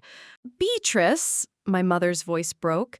He says if you don't withdraw from this program immediately, the people you're working with will use you to embarrass the royal family publicly. He says you could face criminal charges for participating in a fraud against the monarchy. Treason. They were threatening me with treason charges. Lord Wellington wants to speak with you himself, my mother said. He's offered to drive up to Manchester tonight to meet with you privately, to show you the evidence personally and help you extract yourself from the situation safely. The trap was perfect. Wellington would arrive with manufactured evidence, convincing documentation, and the full weight of his institutional authority. In my parents' eyes, he would appear to be saving me from dangerous political manipulators. "Put him on the phone," I said. "Beatrice, put him on the phone, Mum, now." There was rustling, muffled conversation, and then a cultured voice that radiated authority and concern. "Miss Ashworth, this is Lord Wellington. I'm very glad your mother convinced you to speak with me. I'm afraid you've become involved in a very serious situation." His tone was perfectly calibrated, paternal, concerned, authoritative, but kind. This was a man accustomed to being believed without question. "I've been investigating the individuals who recruited you for their so-called Crown and Common program. I'm afraid they've misrepresented both their authority and their intentions." "Really?" I kept my voice neutral. "What did you discover?" "Your Mr. Thornfield has connections to several radical political organizations that oppose traditional British cultural institutions. Dr. Pemberton has published papers advocating for the complete defunding of established arts venues. The journalist Mr. Chen has written extensively about dismantling what he calls elitist cultural gatekeeping." All of it was probably true. James, Dr. Pemberton, and David Chen likely did support reforming British cultural policy, but Wellington was presenting their legitimate academic and professional opinions as evidence of dangerous extremism. These individuals identified you as an ideal recruit because of your family's respected position in Birmingham society and your personal frustration with traditional cultural institutions. They've been manipulating your legitimate artistic ambitions to serve their political agenda. And what agenda is that? To create a public scandal involving the royal family and street performance that will damage the monarchy's cultural reputation and justify radical changes to arts funding policy. The lie was elegant in its plausibility. Wellington was reframing the entire Crown and Common program as a political trap designed to embarrass the royal family. Miss Ashworth, tomorrow's festival isn't a celebration of street art. It's a carefully orchestrated media event designed to create controversy. When the inevitable chaos occurs, and I assure you, chaos has been planned, you and other performers will be blamed for disrespecting royal cultural traditions. What chaos? The kind that happens when unregulated performances meet inadequate safety protocols and hostile audiences. The kind that generates newspaper headlines about street performers disrupting public order and embarrassing royal cultural initiatives. Wellington was describing exactly the chaos his own people had planned, but attributing it to the festival organizers. The gaslighting was masterful. "I'm offering you a way out," he continued. "Withdraw from tomorrow's event. Publicly distance yourself from Thornfield and his associates. In return, I can guarantee your artistic career will be protected through legitimate channels." "What kind of legitimate channels?" Private funding for proper artistic training, opportunities to perform in established venues, introduction to respectable arts professionals who can guide your career development properly. He was offering everything I'd originally wanted: traditional artistic recognition, institutional support, respectability. All I had to do was abandon the fight for street performance legitimacy. And if I refuse, the pause was barely perceptible, but I caught it. Then I'm afraid you'll face the consequences of associating with individuals who are using you to attack British cultural institutions. Criminal fraud charges for misrepresenting royal approval, civil liability for participating in organized disruption of public events, and of course, your family will face social and professional consequences for your daughter's involvement in anti-establishment political activities.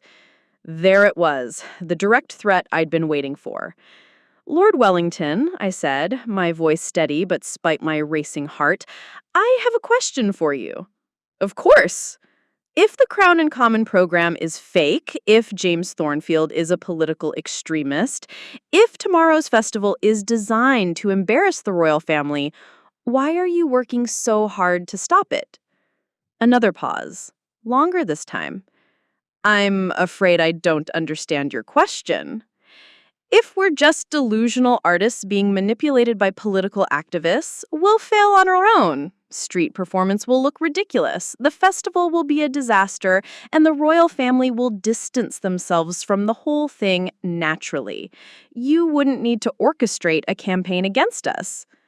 "Miss Ashworth, but if we're actually good at what we do, if street performance really does connect with people in ways traditional venues can't, if the royal family genuinely supports our work, then you have every reason to be terrified." The silence stretched until I thought the call had dropped. "You're making a serious mistake," Wellington said finally, his cultured concern replaced by ice-cold authority. "Tomorrow will not go as you expect, and when it's over, you'll discover that idealism is no protection against institutional power." "We'll see," I said. "Yes," he replied. "We will." The line went dead, and immediately my phone buzzed with a text from my mother. "Come home tonight, or don't come home at all." I stared at the message, understanding that Wellington had succeeded in weaponizing my family against me. By tomorrow evening, I would either have proven that street performance deserved royal recognition, or I would have lost everything: my career, my family, and my freedom. But for the first time in 3 years, I wasn't afraid of my parents' ultimatum. I was angry.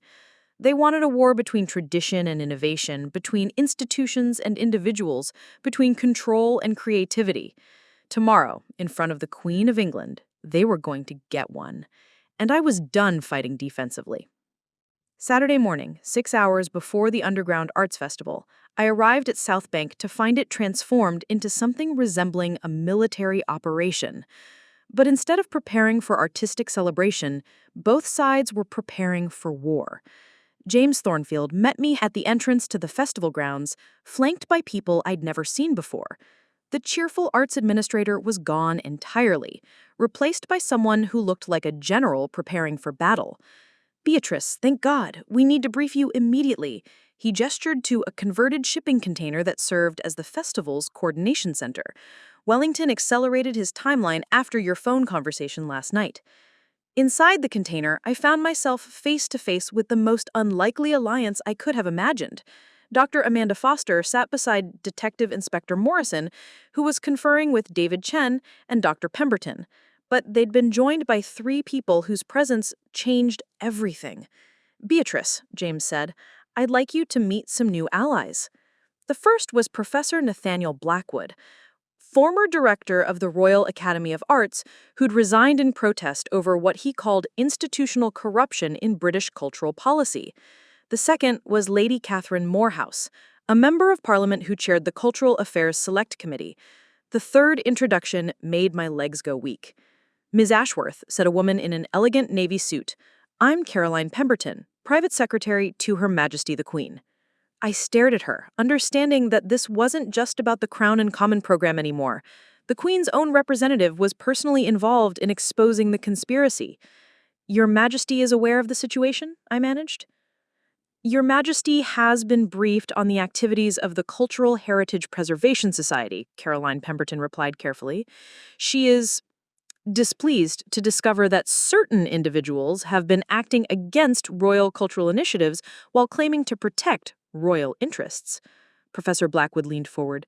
Beatrice, what you're seeing here is unprecedented. The Queen has never directly intervened in a cultural political battle, but the evidence of systematic fraud and corruption has convinced her that British cultural democracy itself is under attack. Lady Catherine Morehouse opened a parliamentary briefing folder. As of this morning, the House of Commons Cultural Affairs Committee has opened a formal investigation into the Cultural Heritage Preservation Society's activities. We have sufficient evidence to pursue criminal charges against multiple conspiracy members. My head spun. Criminal charges? Detective Inspector Morrison nodded. Fraud, bribery, conspiracy to pervert the course of justice, and violation of lobbying disclosure requirements. Lord Wellington and Sir Edmund Fitzwater will both face arrest warrants by Monday morning. But, Dr. Foster added grimly, they know this. Which means today's disruption plan has become a desperate final gambit. They're not just trying to discredit street performance anymore, they're trying to create enough chaos to justify emergency cultural legislation that would preempt any investigation. Caroline Pemberton pulled out a secure tablet showing real-time surveillance feeds. We've identified 47 operatives positioned throughout the festival grounds. They're carrying equipment designed to create technical failures, crowd disturbances, and safety incidents during key performances.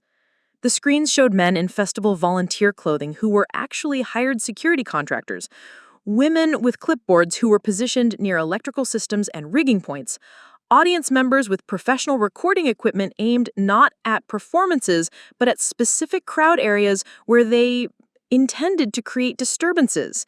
Their plan is elegant. Professor Blackwood explained, create multiple simultaneous incidents that overwhelm security and emergency services.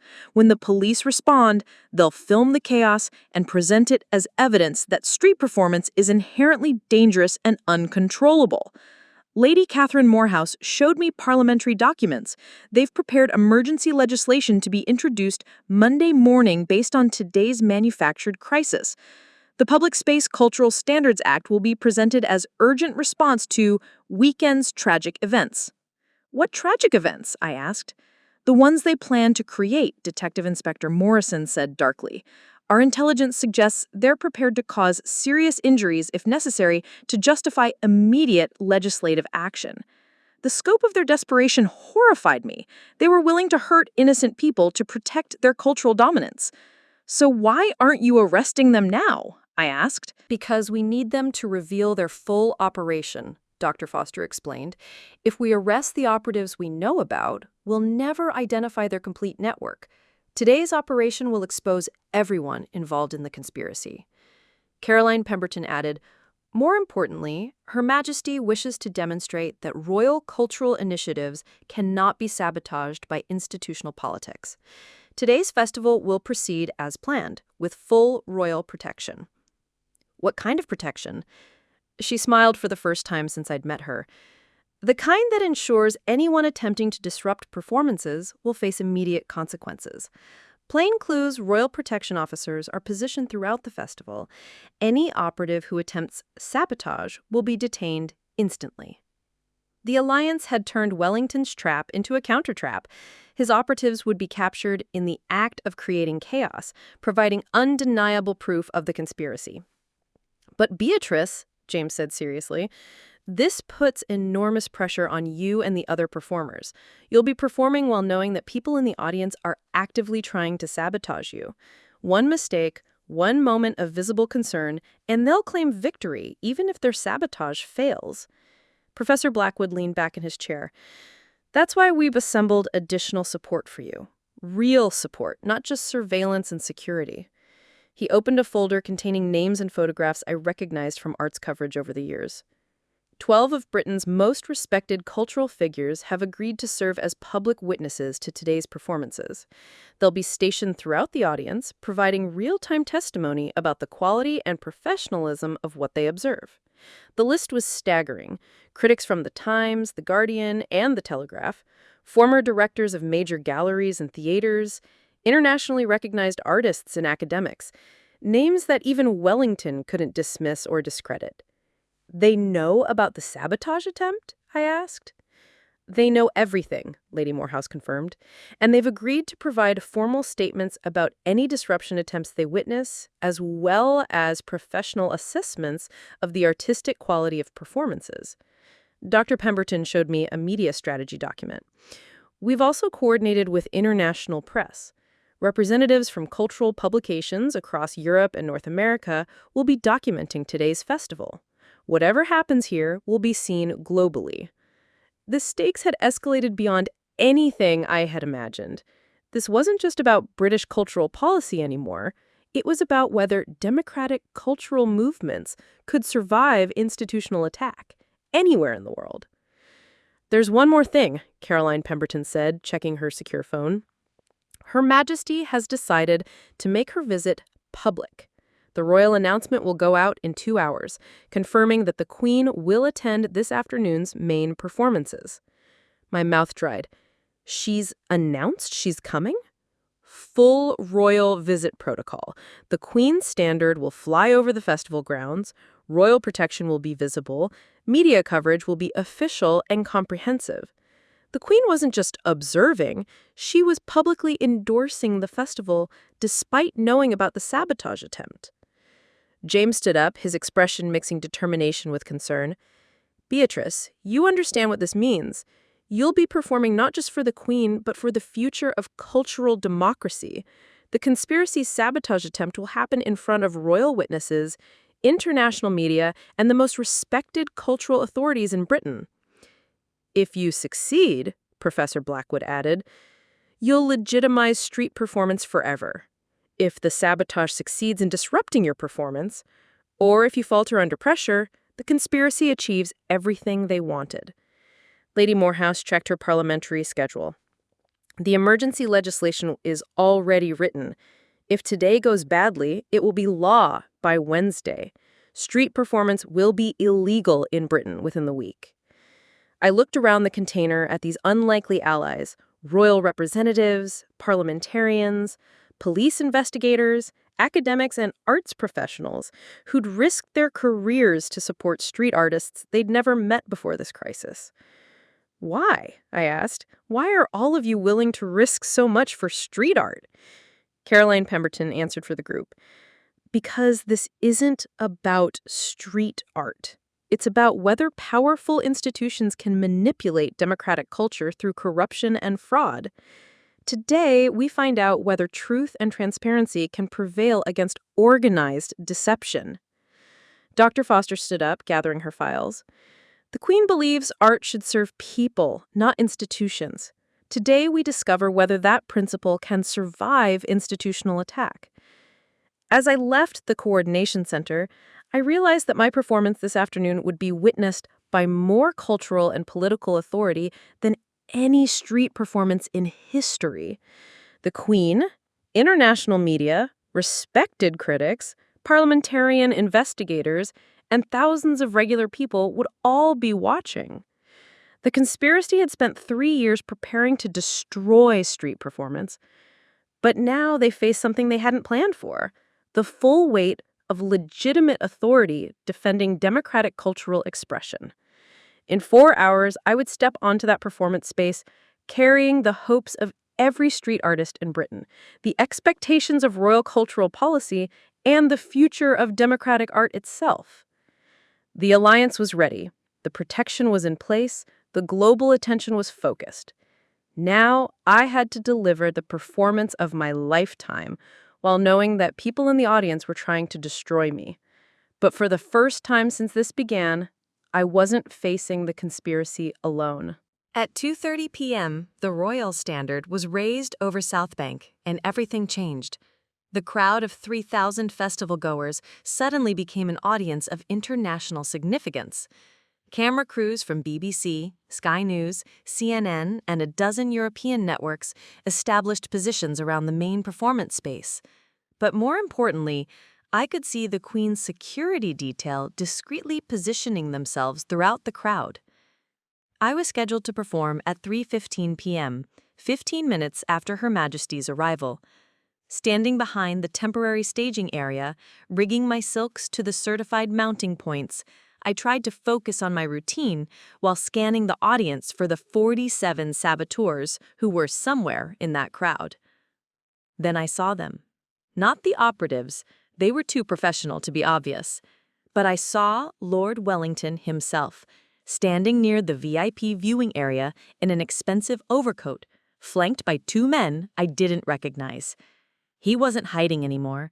He was here to personally witness either my triumph or my destruction. Beatrice, James appeared beside me, his face tense. The Queen's motorcade just arrived, 5 minutes until her entrance. I nodded, testing the tension on my silk rigging for the third time. The equipment was perfect, the setup was secure, but I knew that somewhere in the crowd, people were preparing to ensure my performance failed catastrophically. At exactly 3 p.m., a hush fell over the festival grounds as the Queen emerged from the royal pavilion. Even from my position backstage, I could see her clearly, a small figure in a brilliant blue coat, walking with determined purpose toward the front row of the audience. This wasn't a ceremonial appearance. This was a working visit by a monarch who intended to evaluate what she saw. Caroline Pemberton's voice crackled through my earpiece. Security protocol insisted all performers wear communication devices today. Her Majesty is in position. International media is recording. Cultural witnesses are distributed throughout the audience. Proceed when ready.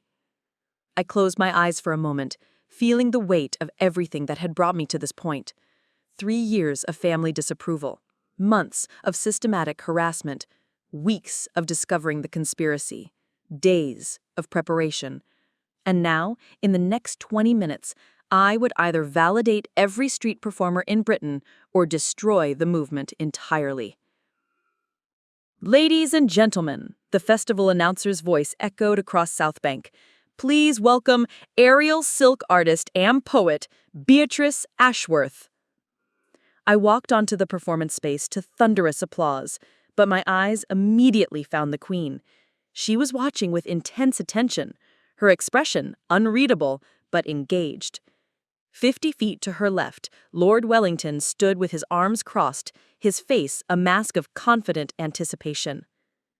The first part of my routine was pure aerial work, a flowing sequence of climbs, drops, and poses that demonstrated technical mastery while building toward the narrative elements.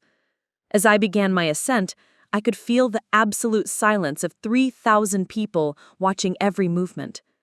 That's when the sabotage began. At exactly 3 minutes into my performance, the sound system developed a harsh electronic feedback that cut through the music. But instead of disrupting my concentration, it actually enhanced the dramatic tension of my routine. I had trained for 3 years to perform in unpredictable public environments. Technical difficulties were part of street performance reality. I continued climbing, using the unplanned silence to create a more intimate connection with the audience. Without musical accompaniment, every gesture became more deliberate, more powerful. Through my earpiece, I heard Caroline Pemberton's voice. Sound disruption neutralized. Royal Protection has identified the operative responsible. At 5 minutes, as I transitioned into the poetry segment of my performance, a group of audience members began talking loudly, clearly attempting to distract from my spoken word. But the Queen herself turned toward the disruption with such an expression of royal displeasure that the entire section fell silent immediately. The would-be saboteurs found themselves facing the direct disapproval of the monarch they claimed to serve. I caught Lord Wellington's eye as this happened and saw his confident expression flicker with the first hint of doubt. The aerial sequence built toward the climax, a complex series of drops and catches that required absolute precision and timing. As I positioned myself for the most technically demanding portion, I noticed unusual movement in the rigging area. Someone in festival volunteer clothing was approaching the equipment anchor points. But before I could react, 2 men in civilian clothes intercepted him. Royal Protection officers, moving with swift efficiency, removed the saboteur from the rigging area without creating any disturbance visible to the general audience. Through my earpiece, rigging sabotage attempt neutralized. suspect in custody. I completed the aerial sequence flawlessly. The adrenaline of knowing I had just avoided potential disaster actually enhanced my performance. As I descended for the final poetry segment, I could see the Queen leaning forward with obvious engagement. This was the moment I'd prepared for, the spoken word piece that would demonstrate street performance's power to connect with audiences on intellectual and emotional levels simultaneously.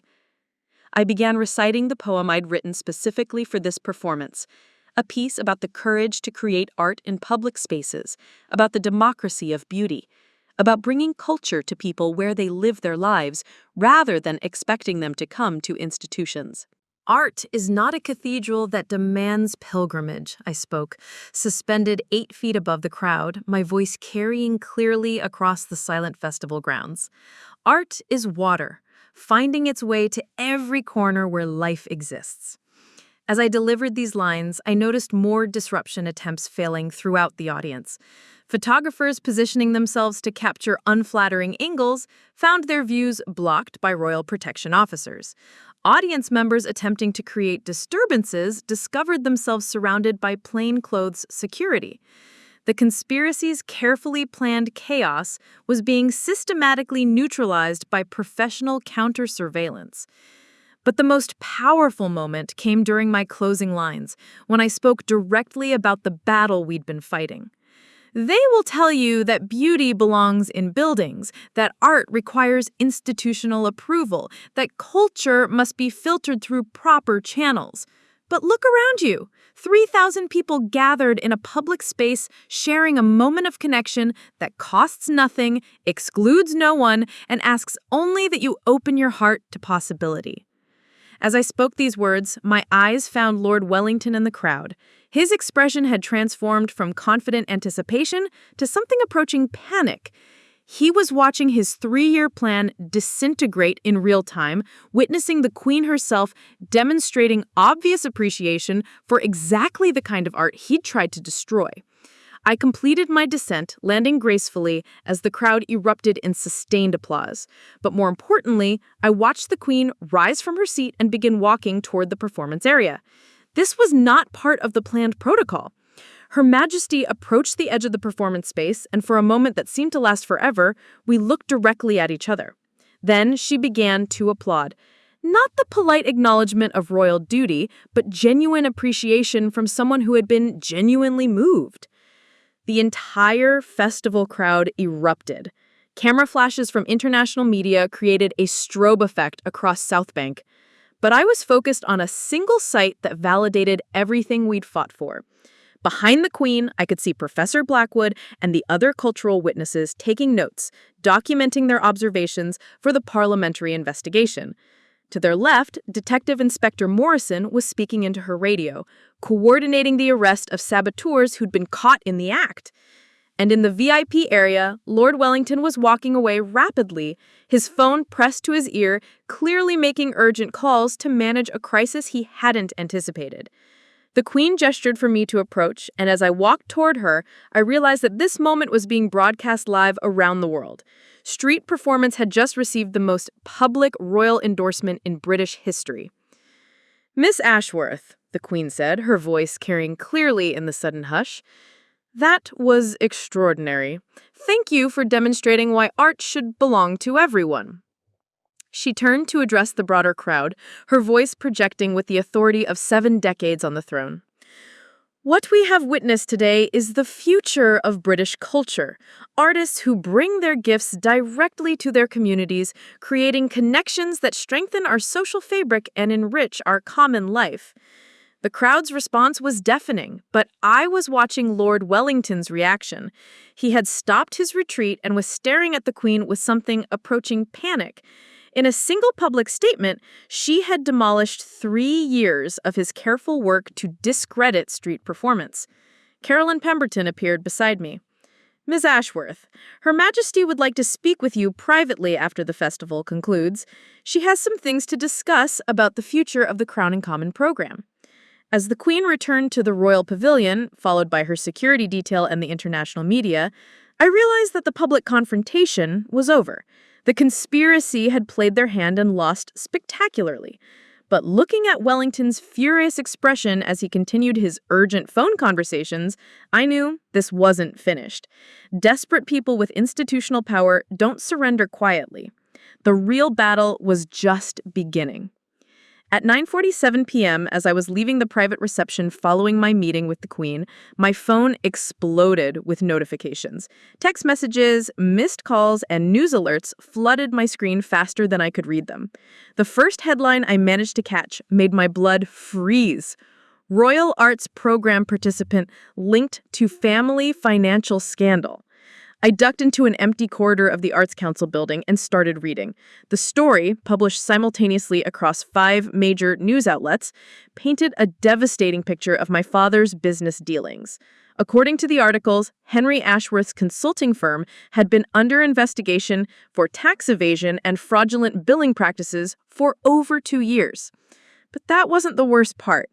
The articles connected my participation in the Crown and Common program to my family's alleged financial crimes, suggesting that I had sought royal patronage to deflect attention from my father's legal troubles. Quotes from anonymous sources close to the investigation described me as someone who exploited royal cultural initiatives for personal gain while her family faced serious financial irregularities. My phone rang immediately.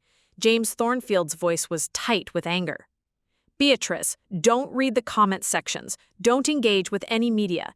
Get to my office immediately. We need to coordinate our response before this gets worse.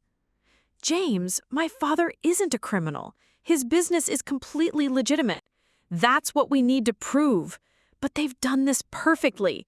The timing, the coordinated publication, the specific language. This is a professional character assassination campaign launched exactly when your royal performance made you untouchable through normal channels. As I rushed through London's evening streets toward his office, my phone continued buzzing with messages. Friends, colleagues, and even strangers were sending me links to the rapidly spreading story. Social media was exploding with commentary, most of it vicious. Typical entitled street performer, thinks she deserves royal recognition while her family steals from taxpayers. Royal family needs to investigate how this woman got selected for cultural program. Another fraud using arts funding for personal benefit. The comments were clearly coordinated. Identical phrasing appearing across multiple platforms, obvious bot accounts amplifying negative messaging, suspicious patterns of timing and language that revealed organized manipulation. But the damage was being done regardless of the sources. When I reached James' office, I found the same emergency team that had supported me through the festival, but their mood was drastically different. Dr. Foster looked exhausted, Detective Inspector Morrison was furious, and Caroline Pemberton appeared deeply concerned. "They've escalated beyond anything we anticipated," Caroline said immediately. "This isn't just about discrediting you personally. They're attacking the royal selection process itself." She showed me additional articles that had appeared in the past hour. Stories questioning how the Crown and Common program had vetted its participants, suggesting that royal cultural advisors had failed to conduct proper background checks, implying that the entire initiative suffered from poor judgment and inadequate oversight. "They're making this about royal competence," Dr. Foster explained. "If they can convince the public that the Queen's cultural advisors selected someone from a criminally connected family, it undermines confidence in royal judgment on cultural matters." Detective Inspector Morrison opened her investigation files. "Here's what actually happened. Your father's business was investigated 2 years ago following an anonymous complaint about billing irregularities. The investigation found no evidence of wrongdoing and was closed without charges." She showed me official documents stamping the case unfounded, no further action required. But they've taken the fact that an investigation occurred and presented it as evidence of ongoing criminal activity. Technically, everything in their articles is factually accurate. There was an investigation, there were questions about billing practices, your father was the subject of scrutiny. They just omitted the conclusion that cleared him completely. The sophistication of the attack was brilliant and horrifying. Wellington's people had weaponized the truth by presenting incomplete information in a misleading context. "There's more," James said grimly. "They've contacted your parents directly." My stomach dropped. What do you mean? Dr. Foster pulled out a transcript of a recorded phone call. This conversation took place an hour ago between your mother and someone claiming to represent a national newspaper. I read the transcript with growing horror. The caller had told my mother that I was under investigation for misrepresenting family circumstances in my Crown and Common application. They claimed that royal officials were concerned about reputational damage to the monarchy and were considering appropriate action regarding my participation in the program. The caller had convinced my mother that the family's only protection from further scandal was to publicly distance themselves from my artistic career and royal involvement. They told her that if your family issued a statement disavowing your participation in the program, they could ensure no further negative coverage would appear. Dr. Foster continued. They gave her 30 minutes to decide. Did she... I couldn't finish the question. James nodded. Your parents released a statement 20 minutes ago. He handed me a printed copy of the press release that was now circulating across British media. Henry and Patricia Ashworth wished to clarify that their daughter Beatrice's participation in royal cultural programs does not reflect our family's values or judgment. We were not consulted about her involvement and do not endorse her association with controversial cultural initiatives. We hope this unfortunate situation can be resolved without further embarrassment to the institutions involved. The betrayal hit harder than any physical blow. My parents had publicly disowned not just my career, but my royal recognition, my artistic achievements, and my character itself. The timing is perfect, Detective Inspector Morrison said with professional admiration for the strategy.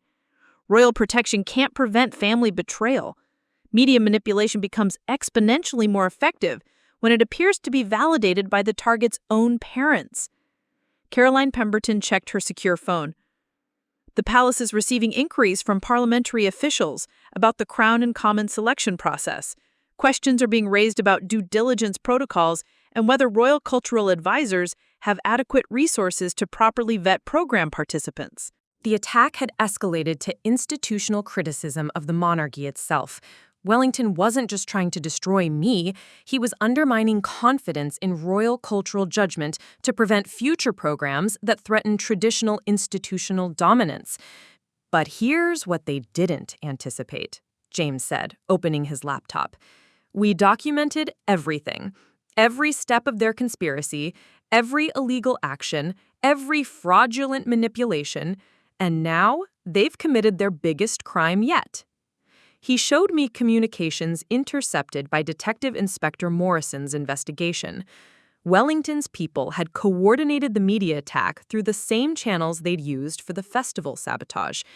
Phone calls, emails, and financial transfers connected the character assassination campaign directly to the conspiracy we'd already exposed. They used criminal methods to generate this media coverage, Detective Inspector Morrison explained, hacking into sealed investigation files to obtain information about your father, bribing journalists to publish misleading stories, threatening sources to provide false quotes. Which means, Dr. Foster added, that everything they've published tonight is evidence of additional criminal activity that will strengthen the case against them. Carolyn Pemberton stood up, her expression resolute. Her Majesty has been briefed on tonight's developments. She is not pleased that attempts are being made to manipulate royal cultural decisions through media intimidation. What does that mean? It means the Queen has decided to make a public statement tomorrow that will leave no doubt about her support for the Crown and Common program and her confidence in the selection process. James leaned forward. But Beatrice, you need to understand what's happening here. This is their final gambit. They've burned every bridge, revealed their methods, and committed multiple crimes in a last desperate attempt to destroy you before the criminal investigation reaches them. Tomorrow morning, Detective Inspector Morrison said, we execute arrest warrants for Lord Wellington, Sir Edmund Fitzwater, and 12 other conspiracy members. The entire Cultural Heritage Preservation Society leadership will be charged with fraud, corruption, and conspiracy. Which means tonight is the last time they can attack you without facing immediate arrest. They're throwing everything they have at this final character assassination because they know it's over after tomorrow. Dr. Foster showed me her phone, which was buzzing with messages from cultural institutions across Europe. International arts organizations are rallying support. They recognize that what's happening to you threatens democratic cultural expression everywhere. The irony, Carolyn Pemberton said, is that their desperation has exposed the full scope of their criminal network. If they had accepted defeat after this afternoon's royal endorsement, many of them might have avoided prosecution. But their attempt to destroy you personally has provided evidence of crimes we might never have discovered otherwise. James gathered the investigation documents. Beatrice, in 12 hours, this will all be over. The arrests will happen, the truth will be public, and your vindication will be complete. But you need to survive the next 12 hours while they're making their most vicious attacks. I looked around the room at these people who'd risked their careers to support street performers they'd never met before this crisis. What do I need to do? Nothing, Carolyn Pemberton said firmly. Her Majesty was very clear about this. Royal cultural decisions are not subject to media manipulation or family pressure. Your artistic ability and professional character have been evaluated and approved at the highest level. That judgment stands regardless of what anyone else says. As I prepared to leave the office, my phone buzzed with one final message, a text from an unknown number. You think you've won, but royal protection ends tomorrow. Your career, your reputation, your future, all of it can still be destroyed. Last chance to withdraw gracefully. I showed the message to Detective Inspector Morrison, who smiled grimly. Threatening a Royal Cultural Program participant. That's another criminal charge to add to their list. Walking out into the London night, I realized that Wellington's final power play had actually sealed his fate. In their desperation to destroy me, they'd provided law enforcement with evidence of additional crimes and demonstrated exactly why democratic cultural expression needed protection from institutional corruption. My parents had chosen their fear over their daughter. The media had chosen sensationalism over truth. The conspiracy had chosen destruction over defeat.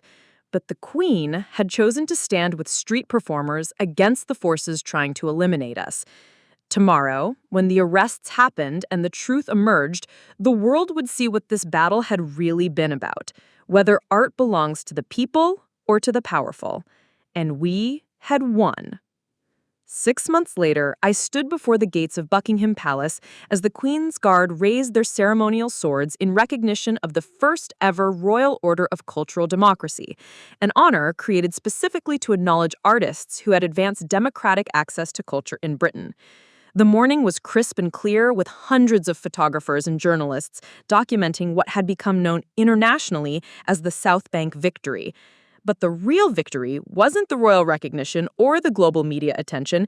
It was what had happened in the weeks following that final desperate attack by Wellington's conspiracy. The arrests began at 6 a.m. the morning after their character assassination attempt. Detective Inspector Morrison coordinated simultaneous raids across London, Birmingham, and Edinburgh. Lord Pembroke Wellington was taken into custody at his Belgravia mansion while attempting to destroy financial records. Sir Edmund Fitzwater was arrested at Heathrow Airport, trying to board a flight to Switzerland with false documentation. But the real shock came when the full scope of their criminal network was revealed during the investigation. The Cultural Heritage Preservation Society hadn't just targeted street performers, they had systematically manipulated British cultural policy for over 5 years, embezzling government arts funding, bribing local officials, and blackmailing artists into compliance with their vision of proper culture. The financial audit revealed that over £12 million in public arts funding had been diverted from community programs into private accounts controlled by conspiracy members. Money meant for youth arts education, community theater, and public art installations had instead funded luxury lifestyles for institutional leaders who preached about cultural integrity while robbing the very programs they claimed to protect. Wellington's trial became a sensation that exposed decades of corruption in British cultural institutions. During his testimony, he revealed the names of co-conspirators across every major arts organization in the country. Gallery directors who had blacklisted artists for political reasons, theater administrators who had rigged grant competitions, museum trustees who had embezzled acquisition funds for personal collections. The scandal reached Parliament when it was discovered that 3 MPs had received bribes to oppose arts funding for public programs while supporting increased subsidies for elite institutions.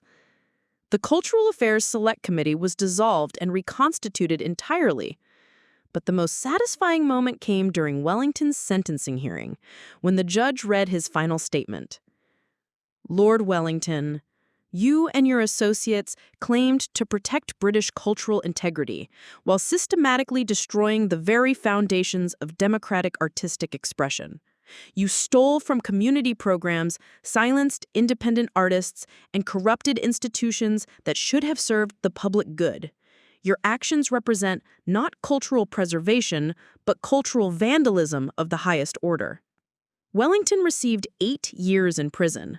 Fitzwater got 6 years, and the other conspiracy members faced sentences ranging from 2 to 5 years, plus full restitution of stolen funds and lifetime bans from cultural sector employment. The money recovered from their fraud was redistributed exactly as originally intended, to community arts programs, youth education initiatives, and public art projects across Britain. For the first time in decades, cultural funding was reaching the communities it was meant to serve. But beyond the criminal justice, the real transformation was cultural.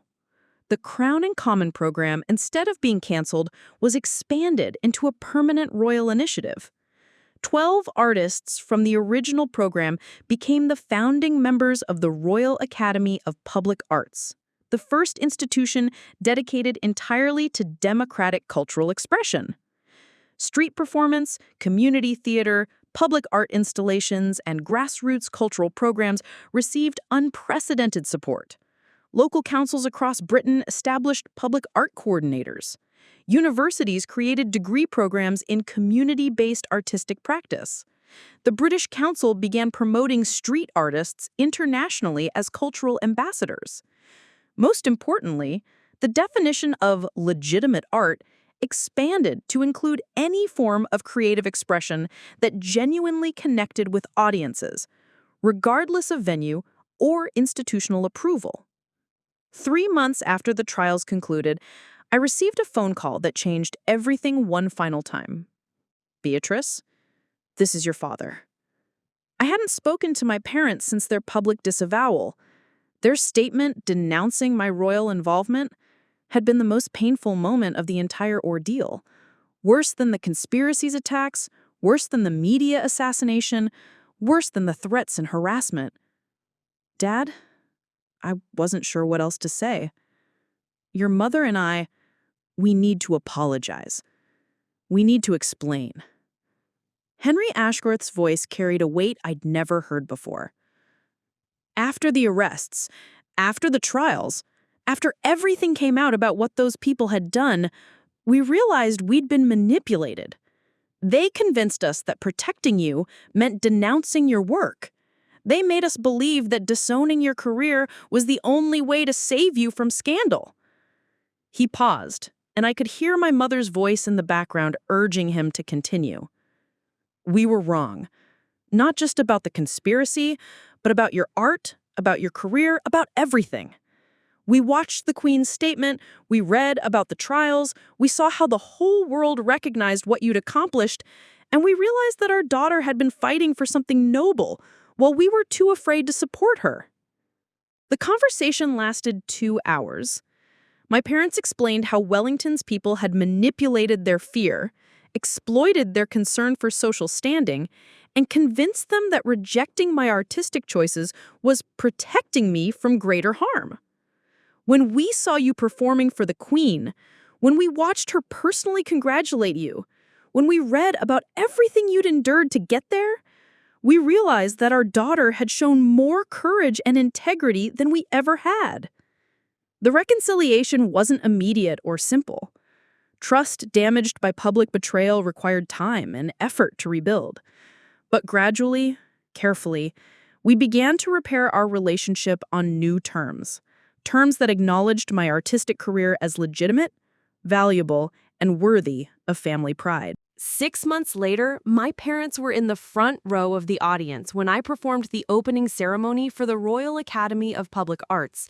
They watched their daughter, whom they'd once called an embarrassment, receive official recognition as a pioneering cultural artist who had helped transform British arts policy. But the most meaningful moment came after the ceremony, when my father approached me privately. "Beatrice, I need you to know something. When Lord Wellington first contacted us, before all the manipulation and threats, he asked me a direct question. Do you believe your daughter's artistic work has value?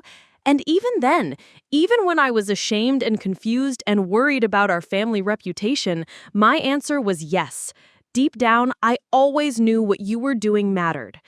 Standing before Buckingham Palace now, wearing the medal that represented not just my personal journey, but the victory of democratic culture over institutional corruption, I thought about how much had changed in 3 years.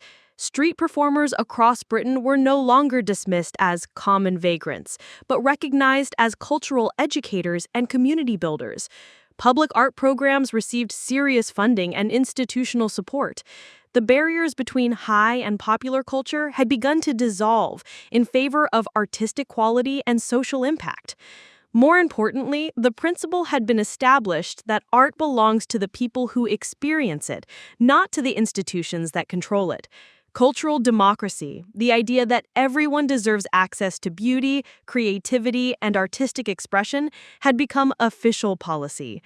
As the Queen's Guard completed their ceremonial recognition, I saw Caroline Pemberton approaching with a familiar smile. "Miss Ashworth, Her Majesty would like to speak with you once more." I followed her into the palace, where the Queen was waiting in the same room where we discussed the future of the Crown and Common program 6 months earlier. "Beatrice, I wanted to thank you personally, not just for your artistic contributions, but for your courage in defending democratic cultural principles when they were under attack." "Your Majesty, I was just following my calling."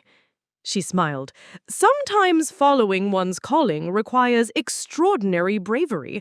You faced down institutional corruption, media manipulation, and family pressure because you believed art should serve everyone. That belief has now become the foundation of British cultural policy." As I left the palace that day, I realized that my journey from embarrassing family disappointment to royal cultural honors recipient wasn't really about personal vindication. It was about proving that democracy and beauty, accessibility and excellence, popular appeal and artistic integrity were not opposites. They were natural partners in creating culture that truly served humanity. The parents who once called my career embarrassing now introduced me as their daughter, the Royal Cultural Honors recipient. The institutions that once dismissed street performance now studied it as a model for community engagement. The conspiracy that tried to destroy democratic culture had instead provided the evidence needed to strengthen and protect it permanently. 3 years ago, I'd been a street performer fighting for recognition. Today, I was a pioneer of cultural democracy whose work had helped reshape how Britain thinks about art, community, and the fundamental question of who deserves access to beauty. The Queen's Guard had saluted my arrival, but more importantly, they had saluted the arrival of a new era where art truly belongs to everyone.